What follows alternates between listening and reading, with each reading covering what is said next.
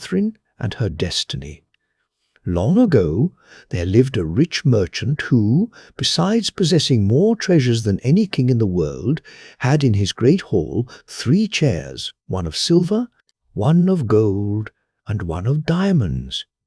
But his greatest treasure of all was his only daughter, who was called Catherine. One day, Catherine was sitting in her own room, when suddenly the door flew open, and in came a tall and beautiful woman holding in her hands a little wheel.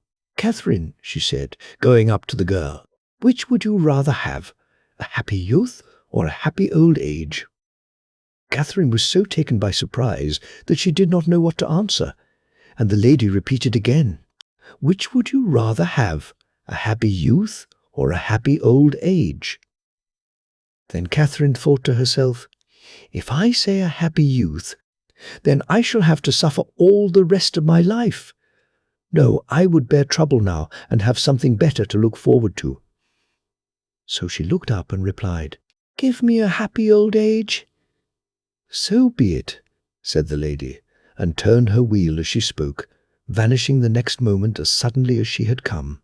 Now this beautiful lady was the destiny of poor Catherine. Only a few days after this the merchant heard the news that all his finest ships, laden with the richest merchandise, had been sunk in a storm, and he was left a beggar. The shock was too much for him.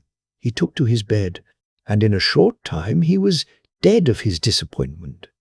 So poor Catherine was left alone in the world, without a penny or a creature to help her. But she was a brave girl and full of spirit, and soon made up her mind that the best thing she could do was to go to the nearest town and become a servant. She lost no time in getting herself ready, and did not take long over her journey. And as she was passing down the chief street of the town, a noble lady saw her out of the window and, struck by her sad face, said to her, "Where are you going all alone, my pretty girl?" "Ah, my lady, I am very poor, and must go to service to earn my bread." "I will take you into my service," said she, and Catherine served her well. Some time after, her mistress said to Catherine, "I am obliged to go out for a long while, and must lock the house door so that no thieves shall get in." So she went away, and Catherine took her work and sat down at the window. Suddenly the door burst open, and in came her destiny.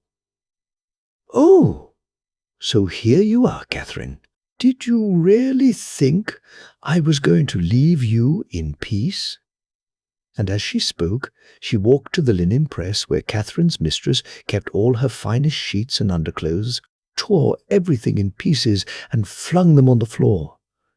Poor Catherine wrung her hands and wept, for she thought to herself, "When my lady comes back and sees all this ruin, she will think it is my fault." And starting up, she fled through the open door. Then Destiny took all the pieces and made them whole again, and put them back in the press. And when everything was tidy, she too left the house. When the mistress reached home, she called Catherine, but no Catherine was there. "Can she have robbed me?" thought the old lady, and looked hastily round the house, but nothing was missing. She wondered why Catherine should have disappeared like this, but she heard no more of her, and in a few days she filled her place. Meanwhile, Catherine wandered on and on, without knowing very well where she was going, till at last she came to another town. Just as before, a noble lady happened to see her passing her window, and called out to her, "Where are you going all alone, my pretty girl?" And Catherine answered, "Ah, my lady, I am very poor, and must go to service to earn my bread." "I will take you into my service," said the lady, and Catherine served her well, and hoped she might now be left in peace. But, exactly as before, one day that Catherine was left in the house alone, her destiny came again and spoke to her with hard words. "What? Are you here now?" And in a passion she tore up everything she saw, till in sheer misery poor Catherine rushed out of the house. And so it befell for 7 years, and directly Catherine found a fresh place. Her destiny came and forced her to leave it. After 7 years, however, destiny seemed to get tired of persecuting her, and a time of peace set in for Catherine. When she had been chased away from her last house by destiny's wicked pranks, she had taken service with another lady, who told her that it would be part of her daily work to walk to a mountain that overshadowed the town. And, climbing up to the top, she was to lay on the ground some loaves of freshly baked bread and cry with a loud voice, "O Destiny, my mistress," 3 times. Then her lady's destiny would come and take away the offering. "That will I gladly do," said Catherine. So the years went by, and Catherine was still there, and every day she climbed the mountain with her basket of bread on her arm. She was happier than she had been, but sometimes, when no one saw her, she would weep as she thought over her old life and how different it was to the one she was now leading. One day her lady saw her and said, "Catherine, what is it? Why are you always weeping?" And then Catherine told her story. "I have got an idea," exclaimed the lady. "Tomorrow, when you take the bread to the mountain, you shall pray my destiny to speak to yours and entreat her to leave you in peace. Perhaps something may come of it." At these words Catherine dried her eyes, and next morning, when she climbed the mountain, she told all she had suffered and cried, "O Destiny, my mistress, pray, I entreat you, of my destiny, that she may leave me in peace." And Destiny answered, "O my poor girl, know you not, your destiny lies buried under 7 coverlids and can hear nothing. But if you will come tomorrow, I will bring her with me." And after Catherine had gone her way, her lady's destiny went to find her sister and said to her, "Dear sister, has not Catherine suffered enough? It is surely time for her good days to begin." And the sister answered, "Tomorrow you shall bring her to me, and I will give her something that may help her out of her need." The next morning, Catherine set out earlier than usual for the mountain, and her lady's destiny took the girl by the hand and led her to her sister, who lay under the 7 coverlids. And her destiny held out to Catherine a ball of silk, saying, "Keep this, it may be useful some day," then pulled the coverings over her head again. But Catherine walked sadly down the hill and went straight to her lady and showed her the silken ball, which was the end of all her high hopes. "What shall I do with it?" she asked. "It is not worth 6pence, and it is no good to me." "Take care of it," replied her mistress. "Who can tell how useful it may be?" A little while after this, grand preparations were made for the king's marriage, and all the tailors in the town were busy embroidering fine clothes. The wedding garment was so beautiful, nothing like it had ever been seen before. But when it was almost finished, the tailor found that he had no more silk. The color was very rare, and none could be found like it. And the king made a proclamation that if anyone happened to possess any, they should bring it to the court, and he would give them a large sum. "Catherine!" exclaimed the lady, who had been to the tailor's and seen the wedding garment, "your ball of silk is exactly the right color. Bring it to the king, and you can ask what you like for it." Then Catherine put on her best clothes and went to the court and looked more beautiful than any woman there. "Nay, it please your majesty," she said, "I have brought you a ball of silk of the color you asked for, as no one else has any in the town." "Your majesty," asked one of the courtiers, "shall I give the maiden its weight in gold?" The king agreed, and a pair of scales were brought, and a handful of gold was placed in one scale and the silken ball in the other. But lo! Let the king lay in the scales as many gold pieces as he would, the silk was always heavier still. Then the king took some larger scales, and heaped up all his treasures on one side, but the silk on the other outweighed them all. At last there was only one thing left that had not been put in, and that was his golden crown. And he took it from his head and set it on top of all, and at last the scale moved and the ball had found its balance. "Where got you this silk?" asked the king. "It was given me, Royal Majesty, by my mistress," replied Catherine. "That is not true," said the king, "and if you do not tell me the truth, I will have your head cut off this instant." So Catherine told him the whole story, and how she had once been as rich as he. Now there lived at the court a wise woman, and she said to Catherine, "You have suffered much, my poor girl, but at length your luck has turned, and I know by the weighing of the scales through the crown that you will die a queen." "So she shall," cried the king, who overheard these words. "She shall die, my queen, for she is more beautiful than all the ladies of the court, and I will marry no one else." And so it fell out. The king sent back the bride he had promised to wed to her own country, and the same. Catherine was queen at the marriage feast instead, and lived happy and contented to the end of her life. Don Giovanni della Fortuna. There was once a man whose name was Don Giovanni della Fortuna, and he lived in a beautiful house that his father had built, and spent a great deal of money.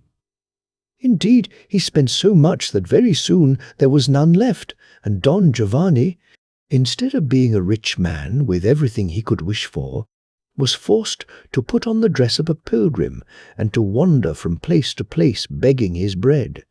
One day he was walking down a broad road when he was stopped by a handsome man he had never seen before, who, little as Don Giovanni knew it, was the devil himself. "Would you like to be rich?" asked the devil, "and to lead a pleasant life?" "Yes, of course I should," replied the Don. "Well, here is a purse. Take it and say to it, 'Dear purse, give me some money,' and you will get as much as you can want. But the charm will only work if you promise to remain 3 years, 3 months, and 3 days without washing, and without combing, and without shaving your beard or changing your clothes. If you do all this faithfully, when the time is up, you shall keep the purse for yourself, and I will let you off any other conditions." Now Don Giovanni was a man who never troubled his head about the future. He did not once think how very uncomfortable he should be all those 3 years, but only that he should be able, by means of the purse, to have all sorts of things he had been obliged to do without. So he joyfully put the purse in his pocket and went on his way. He soon began to ask for money for the mere pleasure of it, and there was always as much as he needed. For a little while he even forgot to notice how dirty he was getting, but this did not last long, for his hair became matted with dirt and hung over his eyes, and his pilgrim's dress was a mass of horrible rags and tatters. He was in this state when, one morning, he happened to be passing a fine palace, and, as the sun was shining bright and warm, he sat down on the steps and tried to shake off some of the dust which he had picked up on the road. But in a few minutes a maid saw him, and said to her master, "I pray you, sir, to drive away that beggar who is sitting on the steps, or he will fill the whole house with his dirt." So the master went out and called from some distance off, for he was really afraid to go near the man.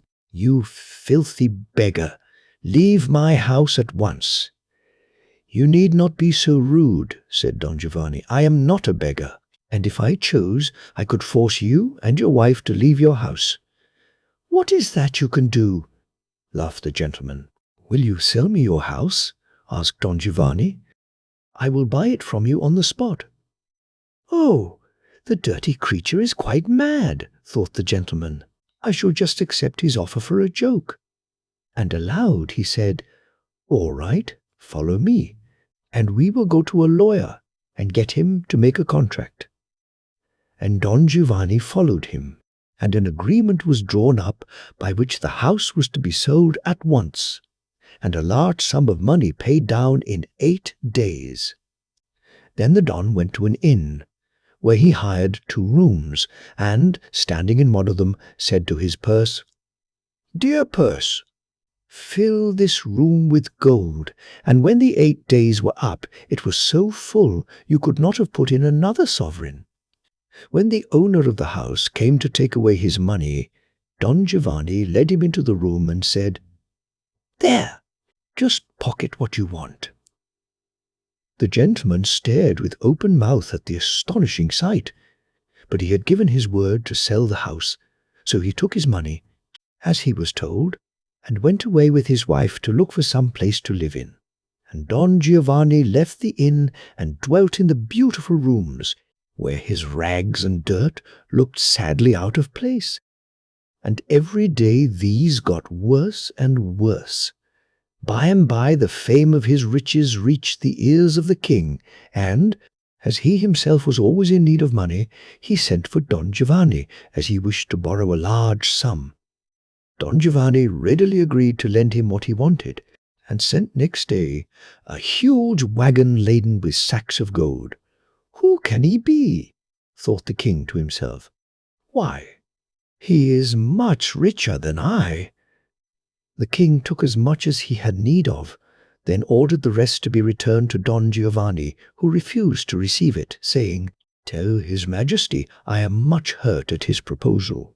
I shall certainly not take back that handful of gold, and, if he declines to accept it, keep it yourself." The servant departed and delivered the message, and the king wondered more than ever how anyone could be so rich. At last he spoke to the queen, "Dear wife, this man has done me a great service, and has, besides, behaved like a gentleman in not allowing me to send back the money. I wish to give him the hand of our eldest daughter." The queen was quite pleased at this idea, and again messenger was sent to Don Giovanni, offering him the hand of the eldest princess. "His majesty is too good," he replied. "I can only humbly accept the honor." The messenger took back this answer, but a second time returned with the request that Don Giovanni would present them with his picture, so that they might know what sort of a person to expect. But when it came, and the princess saw the horrible figure, she screamed out, "What! Marry this dirty beggar? Never, never?" "Ah, child," answered the king, "how could I ever guess that the rich Don Giovanni would ever look like that?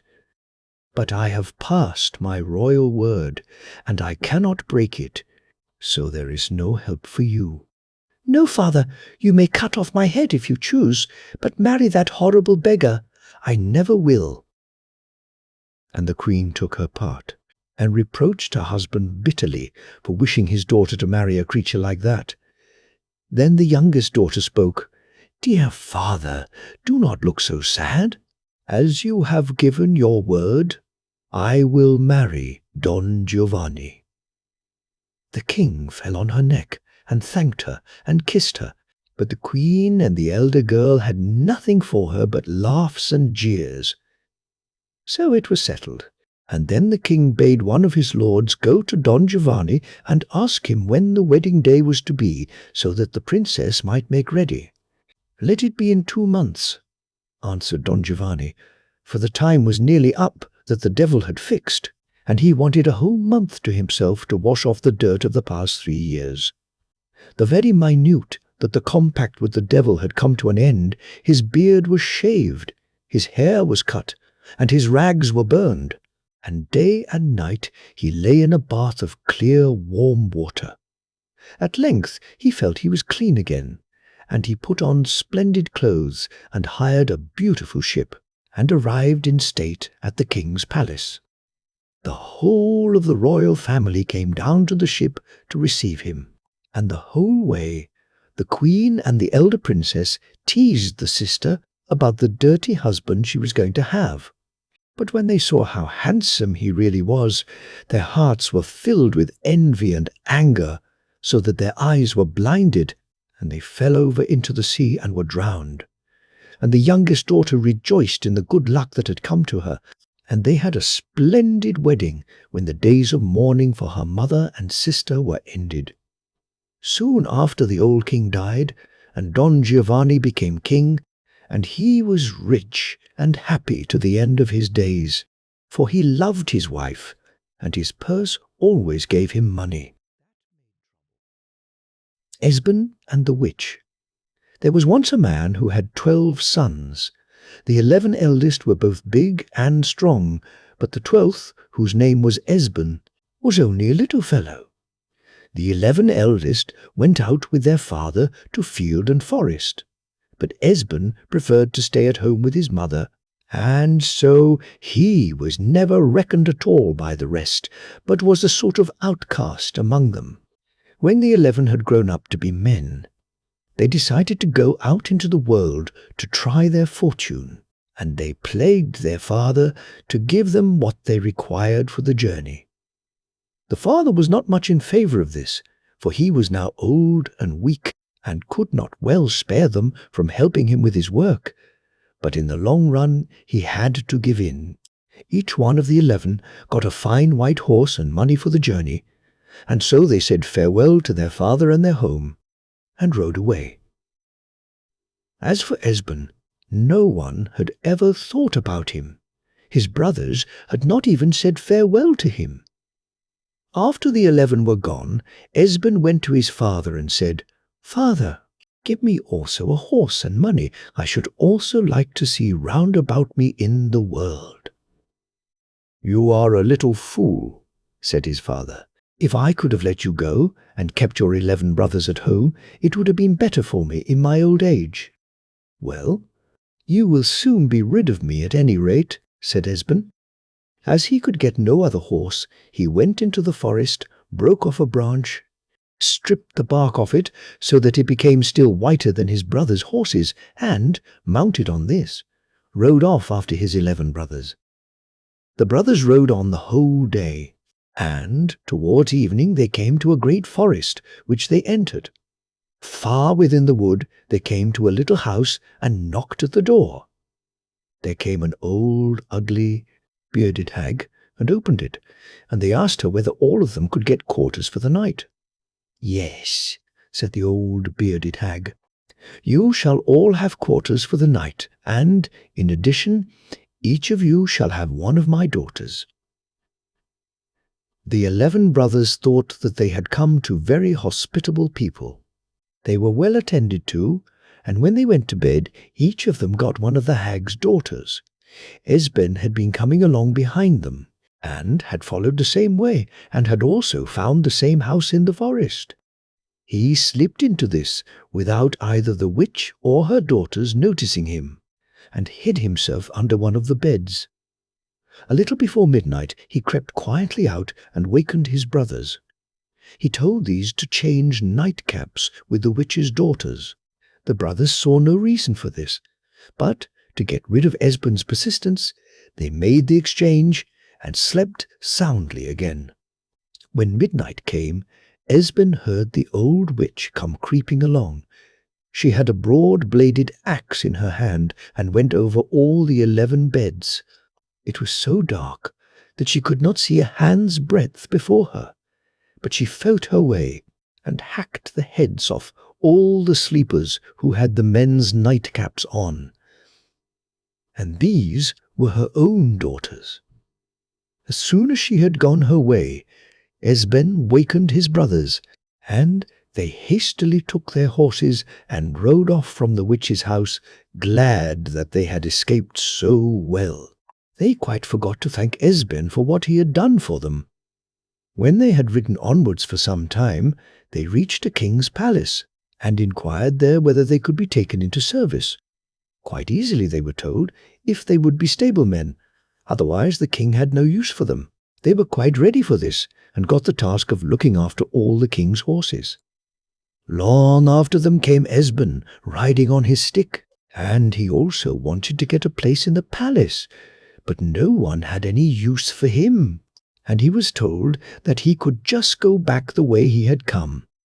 However, he stayed there and occupied himself as best he could. He got his food, but nothing more, and by night he lay just where he could. At this time, there was in the palace a knight who was called Sir Red. He was very well liked by the king, but hated by everyone else, for he was wicked both in will and deed. This Sir Red became angry with the 11 brothers, because they would not always stand at attention for him, so he determined to avenge himself on them.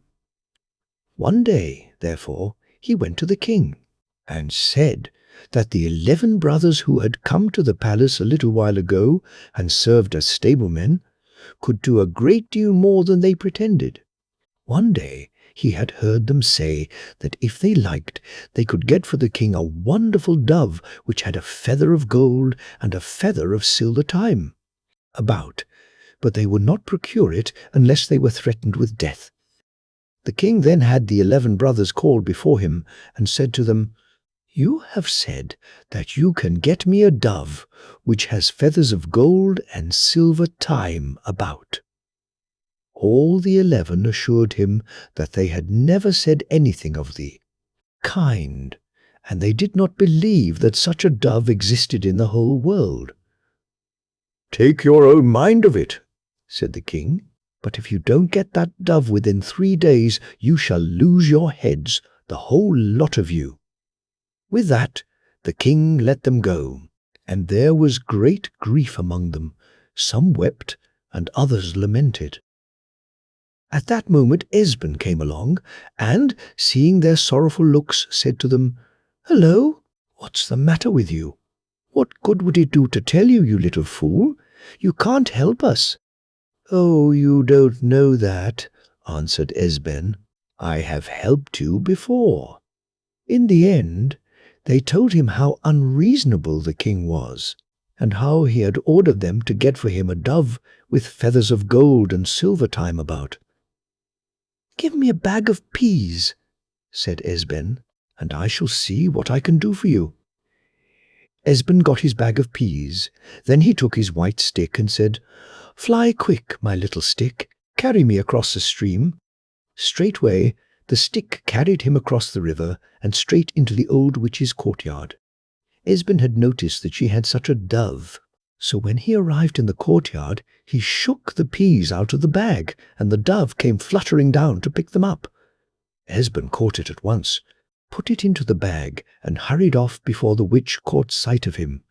But the next moment she came running and shouted after him, Hey, is that you?"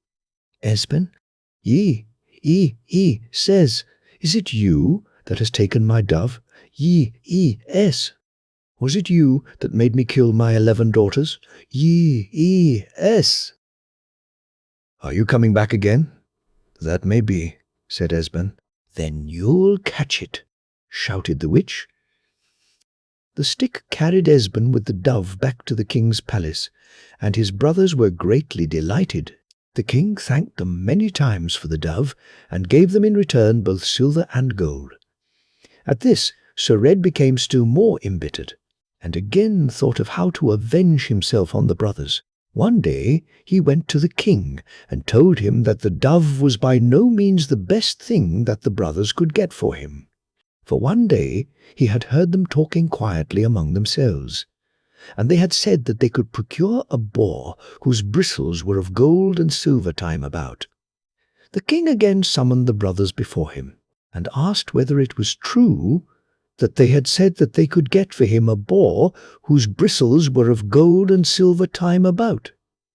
"No," said the brothers. They had never said nor thought such a thing, and they did not believe that there was such a boar in the whole world. "You must get me that boar within 3 days," said the king, "or it will cost you your heads." With that they had to go. This was still worse than before, they thought. Where could they get such a marvelous boar? They all went about hanging their heads, But when only one day remained of the 3, Esben came along. When he saw his brother's sorrowful looks, he cried, "Hallo, what's the matter now?" "Oh, what's the use of telling you?" said his brothers. "You can't help us at any rate." "Ah, you don't know that," said Esben. "I've helped you before." In the end, they told him how Sir Red had stirred up the king against them, so that he had ordered them to get for him a boar with bristles of gold and silver time about. "That's all right," said Esben. "Give me a sack of malt, and it is not quite impossible that I may be able to help you." Esben got his sack of malt. Then he took his little white stick, set himself upon it, and said, "Fly quick, my little stick, carry me across the stream." Off went the stick with him, and very soon he was again in the witch's courtyard. There he emptied out the malt, and next moment came the boar, which had every second bristle of gold and of silver. Esben at once put it into his sack and hurried off before the witch should catch sight of him. But the next moment she came running and shouted after him, "Hey!" "Is that you, Esben? Is it you that has taken my pretty boar? It was also you that took my dove?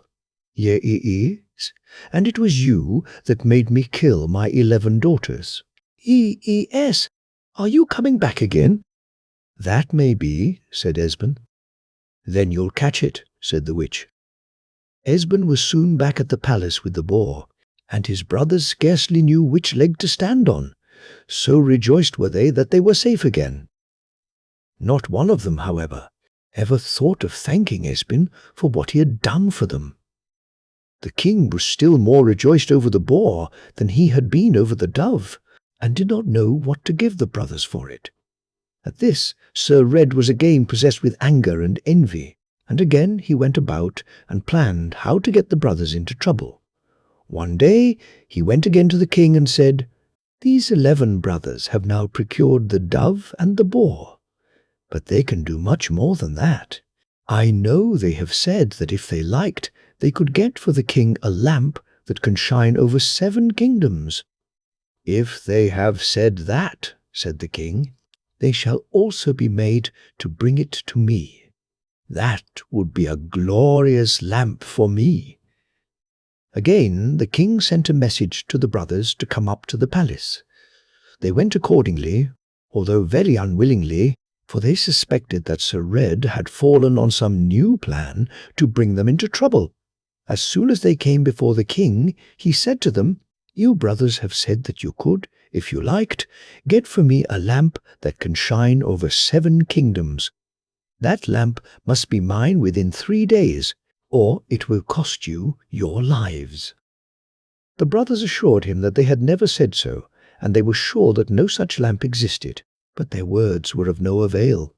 "The lamp," said the king, "or it will cost you your heads." The brothers were now in greater despair than ever. They did not know what to do, for such a lamp no one had ever heard of, but just as things looked their worst along came Esben. "Something wrong again," said he. "What's the matter with you now?" "Oh, it's no use telling you," said they. "You can't help us at any rate." "Oh, you might at least tell me," said Esben. "I have helped you before." In the end, they told him that the king had ordered them to bring him a lamp which could shine over 7 kingdoms, but such a lamp no one had ever heard tell of. "Give me a bushel of salt," said Esben, "and we shall see how matters go." He got his bushel of salt, and then mounted his little white stick, and said, "Fly quick, my little stick, carry me across the stream." With that, both he and his bushel of salt were over beside the witch's courtyard. But now matters were less easy, for he could not get inside the yard, as it was evening and the gate was locked. Finally he hit upon a plan. He got up on the roof and crept down the chimney. He searched all round for the lamp, but could find it nowhere, for the witch always had it safely guarded, as it was one of her most precious treasures. When he became tired of searching for it, he crept into the baking oven, intending to lie down there and sleep till morning. But just at that moment he heard the witch calling from her bed to one of her daughters and telling her to make some porridge for her. She had grown hungry and had taken such a fancy to some porridge. The daughter got out of bed, kindled the fire, and put on a pot with water in it.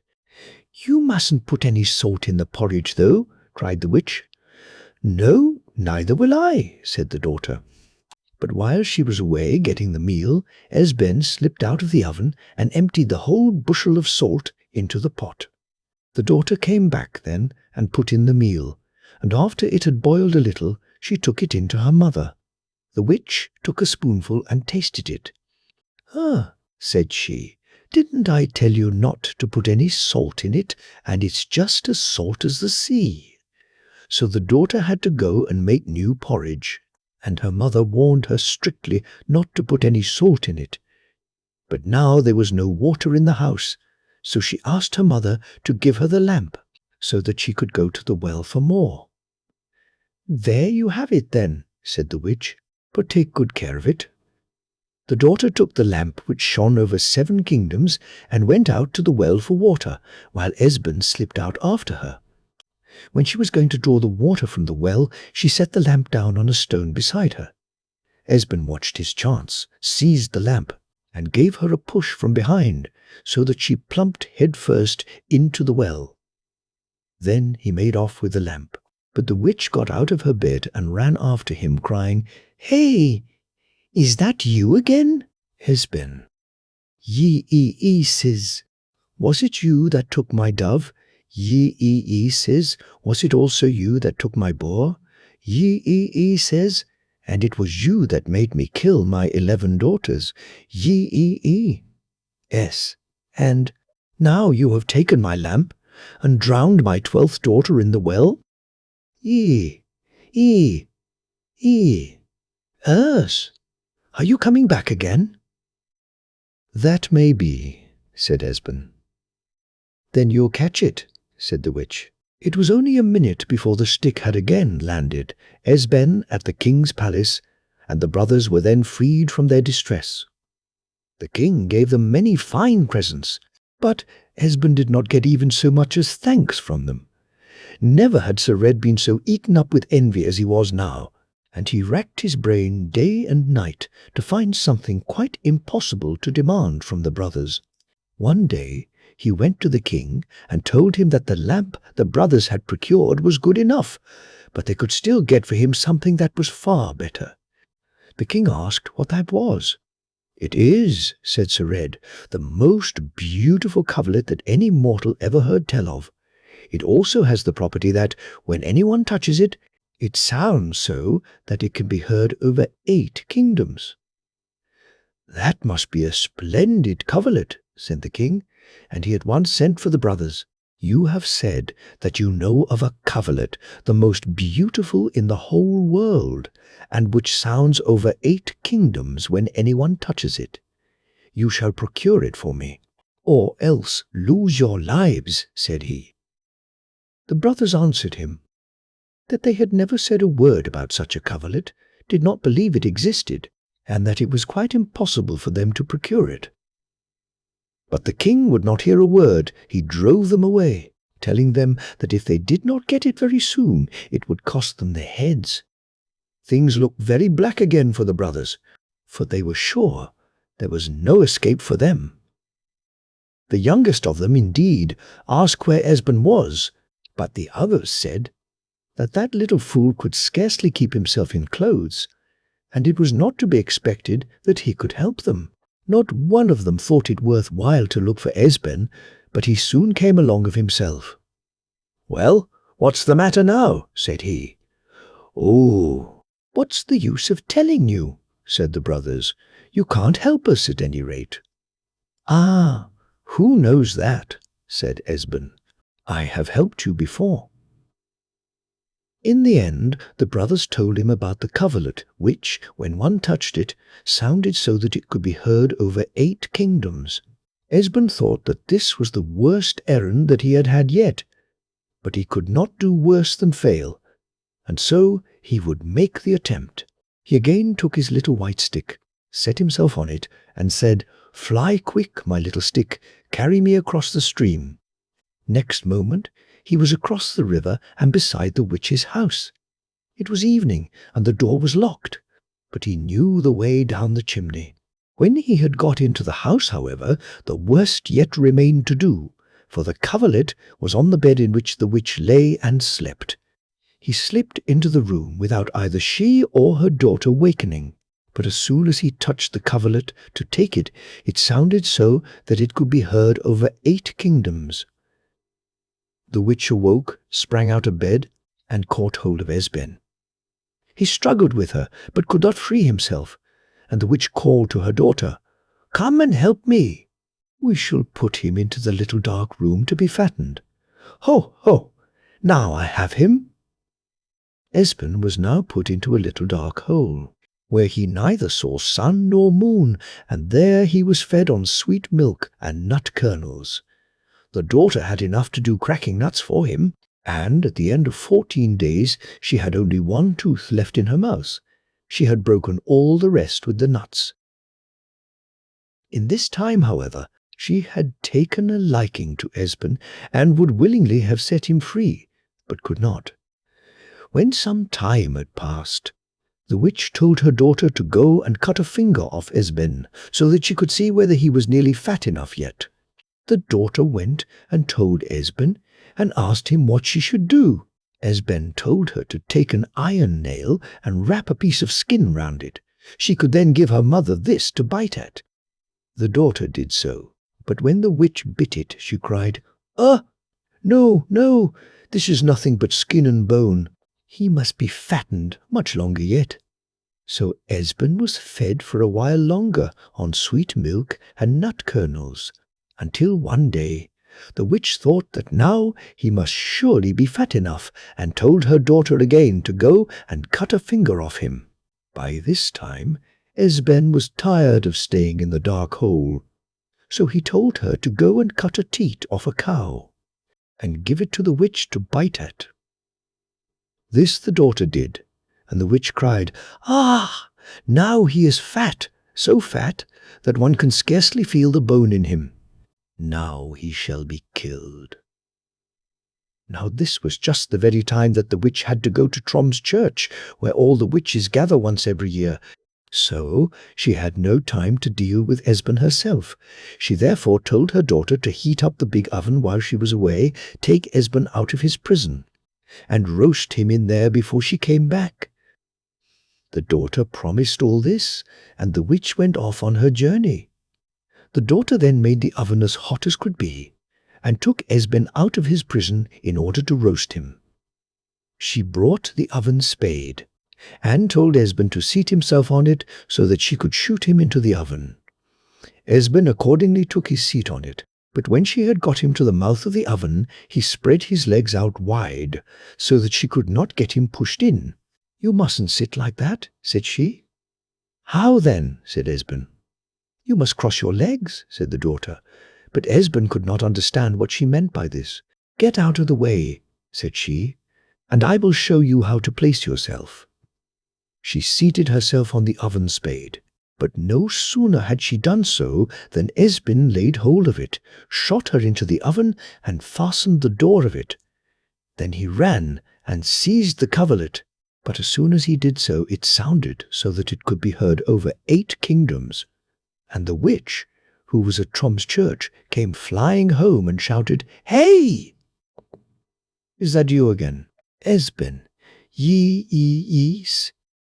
It was you that made me kill my 11 daughters, ye-e-e-see, and took my dove, ye-e-e-see, and my beautiful boar, ye-e-e-see, and drowned my 12th daughter in the well, and took my lamp, ye-e-e says, and now you have roasted my 13th and last daughter in the oven, and taken my coverlet, ye-ees. Are you coming back again?" "No, never again," said Esben. At this the witch became so furious that she sprang into numberless pieces of flint, and from this come all the flint stones that one finds about the country. Esben had found again his little stick, which the witch had taken from him, so he said, "Fly quick, my little stick, carry me across the stream." Next moment he was back at the king's palace.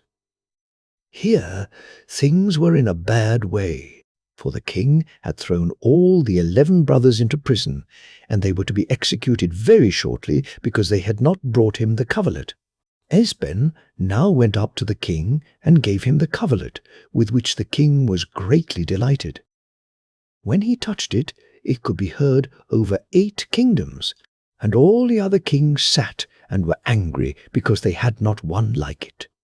Esben also told how everything had happened, and how Sir Red had done the brothers all the ill he could devise because he was envious of them.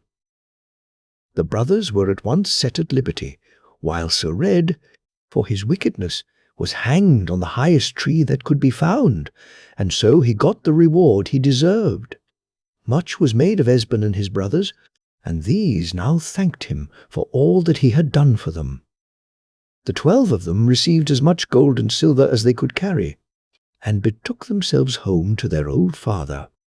When he saw again his 12 sons, whom he had never expected to see more, he was so glad that he wept for joy. The brothers told him how much Esben had done, and how he had saved their lives, and from that time forward he was no longer the butt of the rest at home. Hans, the mermaid's son. In a village there once lived a smith called Basmus, who was in a very poor way. He was still a young man, and a strong, handsome fellow to boot. But he had many little children, and there was little to be earned by his trade. He was, however, a diligent and hard-working man, and when he had no work in the smithy, he was out at sea fishing or gathering wreckage on the shore. It happened one time that he had gone out to fish in good weather, all alone in a little boat, but he did not come home that day, nor the following one, so that all believed he had perished out at sea. On the 3rd day, however, Basmus came to shore again and had his boat full of fish, so big and fat that no one had ever seen their like. There was nothing the matter with him, and he complained neither of hunger or thirst. He had got into a fog, he said, and could not find land again. What he did not tell, however, was where he had been all the time. That only came out 6 years later, when people got to know that he had been caught by a mermaid out on the deep sea, and had been her guest during the 3 days that he was missing. From that time forth he went out no more to fish, nor, indeed, did he require to do so, for whenever he went down to the shore it never failed that some wreckage was washed up, and in it all kinds of valuable things. In those days everyone took what they found and got leave to keep it, so that the smith grew more prosperous day by day. When 7 years had passed since the smith went out to sea, it happened one morning, as he stood in the smithy mending a plough, that a handsome young lad came in to him and said, "Good day, father. My mother, the mermaid, sends her greetings and says that she has had me for 6 years now, and you can keep me for as long." He was a strange enough boy to be 6 years old, for he looked as if he were 18, and was even bigger and stronger than lads commonly are at that age. "Will you have a bite of bread?" said the smith. "Oh, yes," said Hans, for that was his name. The smith then told his wife to cut a piece of bread for him. She did so, and the boy swallowed it at one mouthful and went out again to the smithy to his father. "Have you got all you can eat?" said the smith. "No," said Hans, "that was just a little bit." The smith went into the house and took a whole loaf, which he cut into 2 slices and put butter and cheese between them, and this he gave to Hans. In a while the boy came out to the smithy again. "Well, have you got as much as you can eat?" said the smith. "No, not nearly," said Hans. "I must try to find a better place than this, for I can see that I shall never get my fill here." Hans wished to set off at once, as soon as his father would make a staff for him of such a kind as he wanted. "It must be of iron," said he, and one that can hold out." The smith brought him an iron rod as thick as an ordinary staff, but Hans took it and twisted it round his finger, so that wouldn't do. Then the smith came dragging one as thick as a wagon pole, but Hans bent it over his knee and broke it like a straw. The smith then had to collect all the iron he had, and Hans held it while his father forged for him a staff, which was heavier than the anvil.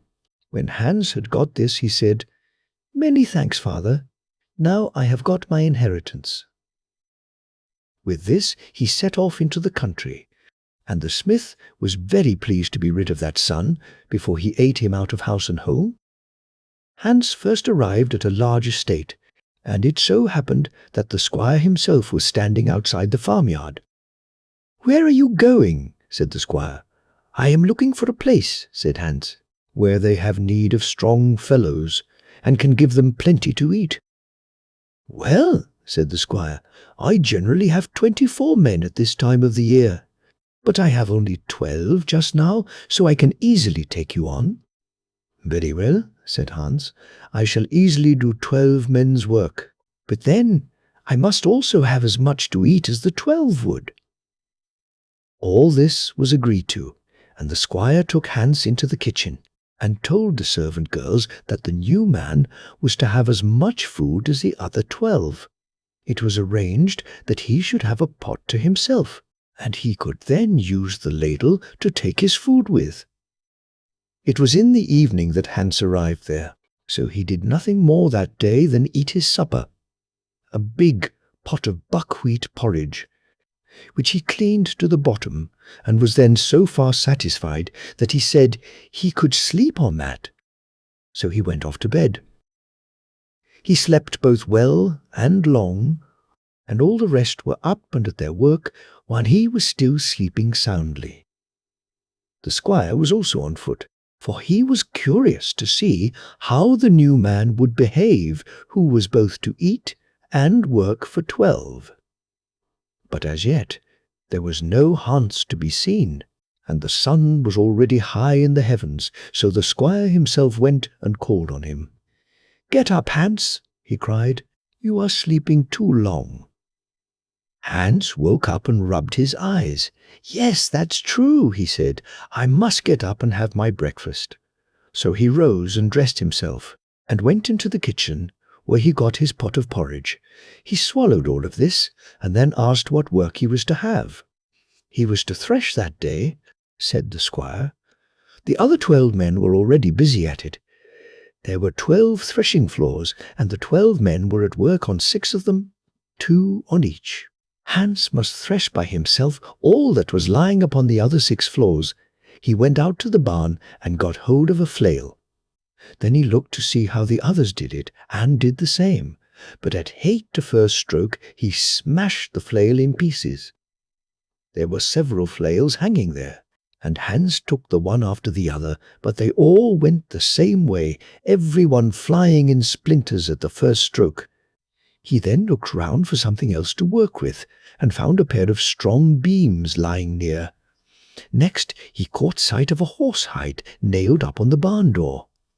With the beams he made a flail, using the skin to tie them together. The one beam he used as a handle, and the other to strike with. And now that was all right. But the barn was too low. There was no room to swing the flail, and the floors were too small. Hans, however, found a remedy for this. He simply lifted the whole roof off the barn and set it down in the field beside. He then emptied down all the corn that he could lay his hands on and threshed away. He went through one lot after another, and it was all the same to him, what he got hold of. So before midday he had threshed all the squire's grain, his rye and wheat and barley and oats, all mixed through each other. When he was finished with this, he lifted the roof up on the barn again, like setting a lid on a box, and went in and told the squire that the job was done. The squire opened his eyes at this announcement, and came out to see if it was really true. It was true, sure enough, but he was scarcely delighted with the mixed grain that he got from all his crops. However, When he saw the flail that Hans had used, and learned how he had made room for himself to swing it, he was so afraid of the strong fellow that he dared not say anything, except that it was a good thing he had got it threshed, but it had still to be cleaned. "What does that mean?" asked Hans. It was explained to him that the corn and the chaff had to be separated. As yet both were lying in one heap, right up to the roof. Hans began to take up a little and sift it in his hands, but he soon saw that this would never do. He soon thought of a plan, however. He opened both barn doors, and then lay down at one end and blew, so that all the chaff flew out and lay like a sandbank at the other end of the barn, and the grain was as clean as it could be. Then he reported to the squire that that job also was done. The squire said that that was well. There was nothing more for him to do that day. Off went Hans to the kitchen, and got as much as he could eat. Then he went and took a midday nap, which lasted till supper time. Meanwhile the squire was quite miserable, and made his moan to his wife, saying that she must help him to find some means to getting rid of this strong fellow, for he durst not give him his leave. She sent for the steward, and it was arranged that next day all the men should go to the forest for firewood, and that they should make a bargain among them, that the one who came home last with his load should be hanged. They thought they could easily manage that it would be Hans who would lose his life, for the others would be early on the road, while Hans would certainly oversleep himself. In the evening, therefore, the men sat and talked together, saying that next morning they must set out early to the forest, and as they had a hard day's work and a long journey before them, they would, for their amusement, make a compact, that whichever of them came home last with his load should lose his life on the gallows. So Hans had no objections to make. Long before the sun was up next morning, all the 12 men were on foot. They took all the best horses and carts, and drove off to the forest. Hans, however, lay and slept on, and the squire said, "Just let him lie." At last Hans thought it was time to have his breakfast, so he got up and put on his clothes. He took plenty of time to his breakfast, and then went out to get his horse and cart ready. The others had taken everything that was any good, so that he had a difficulty in scraping together 4 wheels of different sizes and fixing them to an old cart, and he could find no other horses than a pair of old hacks. He did not know where it lay, but he followed the track of the other carts, and in that way came to it all right. On coming to the gate leading into the forest, he was unfortunate enough to break it in pieces, so he took a huge stone that was lying on the field, 7 ells long and 7 ells broad, and set this in the gap. Then he went on and joined the others. These laughed at him heartily, for they had laboured as hard as they could since daybreak, and had helped each other to fell trees and put them on the carts, so that all of these were now loaded except one. Hans got hold of a woodman's axe and proceeded to fell a tree, but he destroyed the edge and broke the shaft at the first blow. He therefore laid down the axe, put his arms round the tree, and pulled it up by the roots. This he threw upon his cart, and then another and another, and thus he went on, while all the others forgot their work and stood with open mouths, gazing at this strange woodcraft. All at once they began to hurry.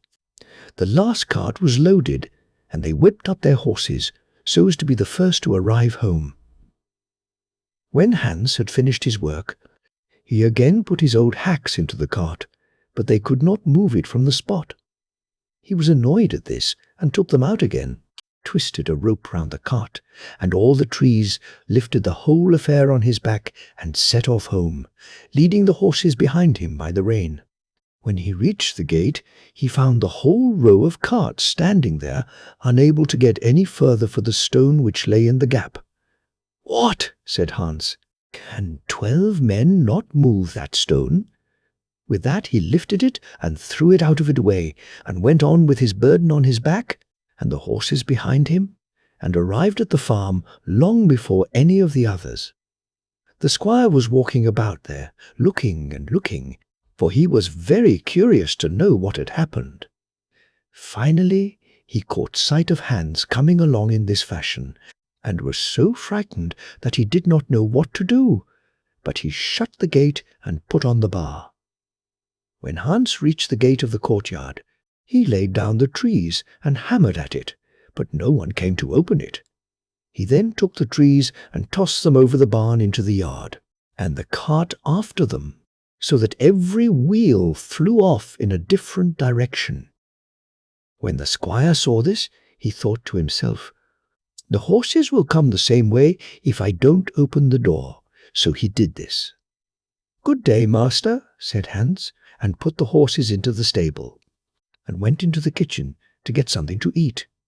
At length the other men came home with their loads. When they came in, Hans said to them, "Do you remember the bargain we made last night? Which of you is it that's going to be hanged?" "Oh," said they, "that was only a joke. It didn't mean anything." "Oh, well, it doesn't matter," said Hans, and there was no more about it. The squire, however, and his wife and the steward had much to say to each other about the terrible man they had got, and all were agreed that they must get rid of him in some way or other. The steward said that he would manage this all right. Next morning they were to clean the well, and they would use of that opportunity. They would get him down into the well, and then have a big millstone ready to throw down on top of him. That would settle him. After that they could just fill in the well, and then escape being at any expense for his funeral. Both the squire and his wife thought this a splendid idea, and went about rejoicing at the thought that now they would get rid of Hans. But Hans was hard to kill, as we shall see. He slept long next morning, as he always did, and finally, as he would not waken by himself, the squire had to go and call him. "Get up, Hans, you are sleeping too long," he cried. Hans woke up and rubbed his eyes. "That's so," said he. "I shall rise and have my breakfast." He got up then and dressed himself, while the breakfast stood waiting for him. When he had finished the whole of this, he asked what he was to do that day. He was told to help the other men to clean out the well. That was all right, and he went out and found the other men waiting for him. To these he said that they could choose whichever task they liked, either to go down into the well and fill the buckets while he pulled them up, or pull them up, and he alone would go down to the bottom of the well. They answered that they would rather stay above ground, as there would be no room for so many of them down in the well. Hans therefore went down alone and began to clean out the well, but the men had arranged how they were to act, and immediately each of them seized a stone from a heap of huge blocks and threw them down above him, thinking to kill him with these. Hans, however, gave no more heed to this than to shout up to them, to keep the hens away from the well, for they were scraping gravel down on the top of him. They then saw that they could not kill him with little stones, but they had still the big one left. The whole 12 of them set to work with poles and rollers, and rolled the big millstone to the brink of the well. It was with the greatest difficulty that they got it thrown down there, and now they had no doubt that he had got all that he wanted.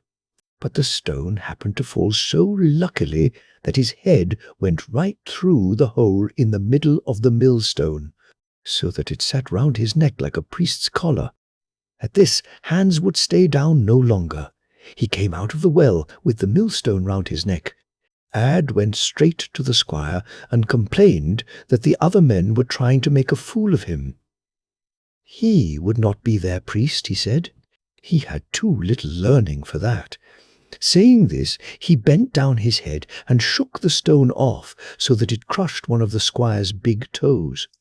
The squire went limping in to his wife, and the steward was sent for. He was told that he must devise some plan for getting rid of this terrible person. The scheme he had devised before had been of no use, and now good counsel was scarce. "Oh, no," said the steward, "there are good enough ways yet. The squire can send him this evening to fish in Devilmoss Lake. He will never escape alive from there, for no one can go there by night for old Eric." That was a grand idea, both the squire and his wife thought, and so he limped out again to Hans, and said that he would punish his men for having tried to make a fool of him. Meanwhile, Hans could do a little job where he would be free from these rascals. He should go out on the lake and fish there that night, and would then be free from all work on the following day. "All right," said Hans. "I am well content with that, but I must have something with me to eat. A baking of bread, a cask of butter, a barrel of ale, and a keg of brandy. I can't do with less than that." The squire said that he could easily get all that, so Hans got all of these tied up together, hung them over his shoulder on his good staff, and tramped away to Devilmoss Lake. There he got into the boat, rowed out upon the lake, and got everything ready to fish. As he now lay out there in the middle of the lake, and it was pretty late in the evening, he thought he would have something to eat first, before starting to work. Just as he was at his busiest with this, old Eric rose out of the lake, caught him by the cuff of the neck, whipped him out of the boat, and dragged him down to the bottom. It was a lucky thing that Hans had his walking stick with him that day, and had just time to catch hold of it when he felt old Eric's claws in his neck. So when they got down to the bottom, he said, "Stop now. Just wait a little. Here is solid ground." With that, he caught old Eric by the back of the neck with one hand and hammered away on his back with the staff, till he beat him out as flat as a pancake. Old Eric then began to lament and howl, begging him just to let him go, and he would never come back to the lake again. "No, my good fellow," said Hans, "you won't get off until you promise to bring all the fish in the lake up to the squire's courtyard before tomorrow morning." Old Eric eagerly promised this, if Hans would only let him go.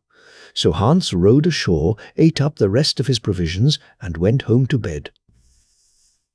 Next morning, when the squire rose and opened his front door, the fish came tumbling into the porch, and the whole yard was crammed full of them.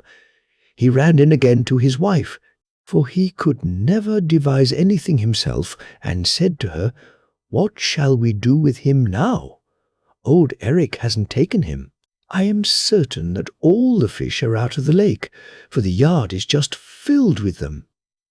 "Yes, that's a bad business," said she. "You must see if you can't get him sent to purgatory to demand tribute." The squire therefore made his way to the men's quarters to speak to Hans, and it took him all his time to push his way along the walls under the eaves on account of the fish that filled the yard. He thanked Hans for having fished so well, and said that now he had an errand for him, which he could only give to a trusty servant, and that was to journey to purgatory, and demand 3 years' tribute, which, he said, was owing to him from that quarter. "Willingly," said Hans. "But what road do I go to get there?" The squire stood, and did not know what to say, and had first to go in to his wife to ask her. "Oh, what a fool you are," said she. "Can't you direct him straight forward, south through the wood? Whether he gets there or not, we shall be quit of him." Out goes the squire again to Hans. "The way lies straight forward, south through the wood," said he. Hans then must have his provisions for the journey: 2 bakings of bread, 2 casks of butter, 2 barrels of ale, and 2 kegs of brandy. He tied all these up together, and got them on his shoulder, hanging on his good walking stick, and off he tramped southward. After he had got through the wood, there was more than one road, and he was in doubt which of them was the right one. So he sat down and opened up his bundle of provisions. He found he had left his knife at home, but by good chance there was a plough lying close at hand, so he took the coulter of this to cut the bread with. As he sat there and took his bite, a man came riding past him. "Where are you from?" said Hans. "From purgatory," said the man. "Then stop and wait a little," said Hans. But the man was in a hurry and would not stop, so Hans ran after him and caught the horse by the tail. This brought it down on its hind legs, and the man went flying over its head into a ditch. "Just wait a little," said Hans. "I'm going the same way." He got his provisions tied up again and laid them on the horse's back. Then he took hold of the reins and said to the man, "We two can go along together on foot."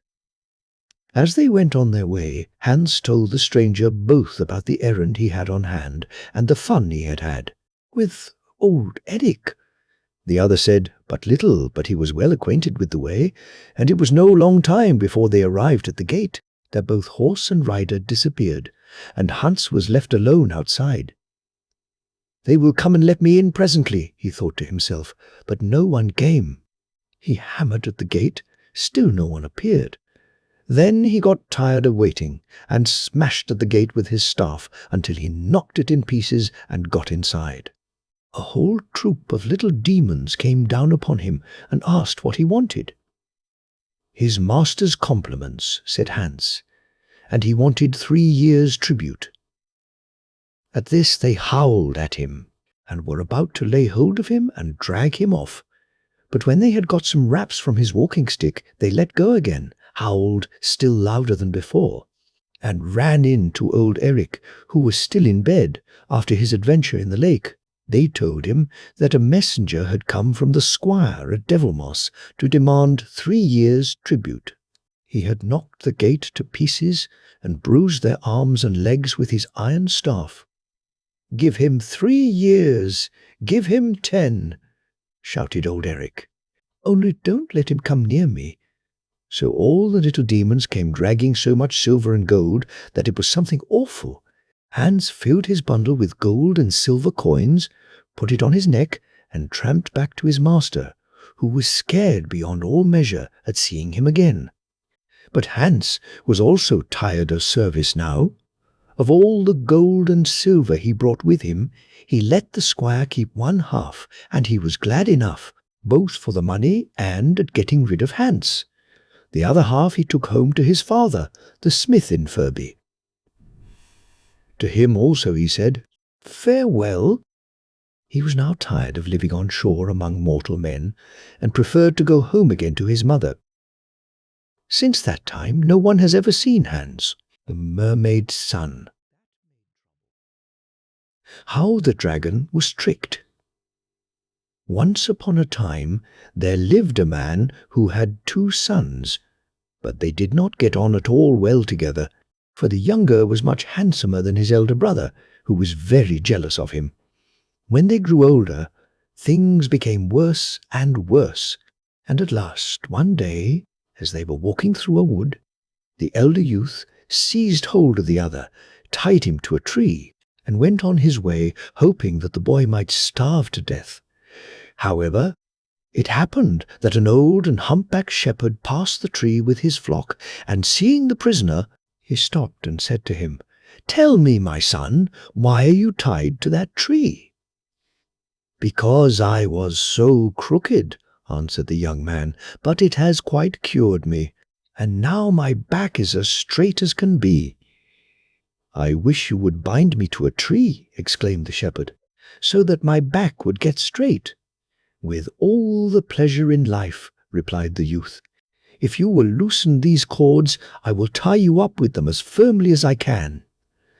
This was soon done, and then the young man drove off the sheep, leaving their real shepherd to repent of his folly, and before he had gone very far he met with a horse-boy and a driver of oxen, and he persuaded them to turn with him and to seek for adventures. By these and many other tricks he soon became so celebrated that his fame reached the king's ears, and his majesty was filled with curiosity to see the man who had managed to outwit everybody. So he commanded his guards to capture the young man and bring him before him. And when the young man stood before the king spoke to him and said, By your tricks and the pranks that you have played on other people, you have, in the eye of the law, forfeited your life. But on one condition I will spare you, and that is, if you will bring me the flying horse that belongs to the great dragon. Fail in this, and you shall be hewn in 1,000 pieces. If that is all, said the youth, you shall soon have it. So he went out and made his way straight to the stable where the flying horse was tethered. He stretched his hand cautiously out to seize the bridle, when the horse suddenly began to neigh as loud as he could. Now the room in which the dragon slept was just above the stable, and at the sound of the neighing he woke and cried to the horse, "What is the matter, my treasure? Is anything hurting you?" After waiting a little while, the young man tried again to loose the horse, but a second time it neighed so loudly that the dragon woke up in a hurry and called out to know why the horse was making such a noise. But when the same thing happened the third time, the dragon lost his temper and went down into the stable and took a whip and gave the horse a good beating. This offended the horse and made him angry, and when the young man stretched out his hand to untie his head, he made no further fuss, but suffered himself to be led quietly away. Once clear of the stable, the young man sprang on his back and galloped off, calling over his shoulder, "Hi, dragon, dragon!" If anyone asks you what has become of your horse, you can say that I have got him. But the king said, "The flying horse is all very well, but I want something more. You must bring me the covering with the little bells that lies on the bed of the dragon, or I will have you hewn into 1,000 pieces." "Is that all?" answered the youth. "That is easily done." And when night came, he went away to the dragon's house and climbed up onto the roof. Then he opened a little window in the roof and let down the chain from which the kettle usually hung, and tried to hook the bed covering and to draw it up. But the little bells all began to ring, and the dragon woke and said to his wife, "Wife, you have pulled off all the bedclothes," and drew the covering towards him, pulling, as he did so, the young man into the room. Then the dragon flung himself on the youth and bound him fast with cords, saying as he tied the last knot, "Tomorrow, when I go to church, you must stay at home and kill him and cook him, and when I get back, we will eat him together." So the following morning, the dragoness took hold of the young man and reached down from the shelf a sharp knife with which to kill him. But as she untied the cords, the better to get hold of him, the prisoner caught her by the legs, threw her to the ground, seized her, and speedily cut her throat, just as she had been about to do for him, and put her body in the oven. Then he snatched up the covering and carried it to the king. The king was seated on his throne when the youth appeared before him and spread out the covering with a deep bow. "That is not enough," said his majesty. "You must bring me the dragon himself, or I will have you hewn into 1,000 pieces." "It shall be done," answered the youth, "but you must give me 2 years to manage it, for my beard must grow so that he may not know me." "So be it," said the king. And the first thing the young man did when his beard was grown was to take the road to the dragon's house, and on the way he met a beggar, whom he persuaded to change clothes with him, and in the beggar's garments he went fearlessly forth to the dragon. He found his enemy before his house, very busy making a box, and addressed him politely, "Good morning, your worship. Have you a morsel of bread?" "You must wait," replied the dragon, "till I have finished my box, and then I will see if I can find one." "What will you do with the box when it is made?" inquired the beggar. "It is for the young man who killed my wife and stole my flying horse and my bed covering," said the dragon. "He deserves nothing better," answered the beggar, "for it was an ill deed." Still, that box is too small for him, for he is a big man." "You are wrong," said the dragon. "The box is large enough even for me." "Well, the rogue is nearly as tall as you," replied the beggar, "and, of course, if you can get in, he can. But I am sure you would find it a tight fit." "No, there is plenty of room," said the dragon, tucking himself carefully inside. But no sooner was he well in than the young man clapped on the lid and called out, "Now press hard, just to see if he will be able to get out." The dragon pressed as hard as he could, but the lid never moved. "It is all right," he cried. "Now you can open it." But instead of opening it, the young man drove in long nails to make it tighter still. Then he took the box on his back and brought it to the king. And when the king heard that the dragon was inside, he was so excited that he would not wait one moment, but broke the lock and lifted the lid just a little way to make sure he was really there. He was very careful not to leave enough space for the dragon to jump out, but unluckily there was just room for his great mouth, and with one snap the king vanished down his wide red jaws. Then the young man married the king's daughter and ruled over the land, but what he did with the dragon nobody knows. How the hermit helped to win the king's daughter. Long ago there lived a very rich man who had 3 sons. When he felt himself to be dying, he divided his property between them, making them share alike, both in money and lands. Soon after he died, the king set forth a proclamation through the whole country that whoever could build a ship that should float both on land and sea should have his daughter to wife. The eldest brother, when he heard it, said to the other, "I think I will spend some of my money in trying to build that ship, as I should like to have the king for my father-in-law." So he called together all the shipbuilders in the land and gave them orders to begin the ship without delay. And trees were cut down and great preparations made, and in a few days everybody knew what it was all for. And there was a crowd of old people pressing round the gates of the yard where the young man spent the most of his day. "Ah, master, give us work," they said, "so that we may earn our bread." But he only gave them hard words and spoke roughly to them. "You are old and have lost your strength. Of what use are you?" And he drove them away. Then came some boys and prayed him, "Master, give us work." But he answered them, "Of what use can you be, weaklings as you are? Get you gone." And if any presented themselves that were not skilled workmen, he would have none of them. At last there knocked at the gate a little old man with a long white beard and said, "Will you give me work, so that I may earn my bread?" But he was only driven away like the rest. The ship took a long while to build and cost a great deal of money. And when it was launched, a sudden squall rose, and it fell to pieces, and with it all the young man's hopes of winning the princess.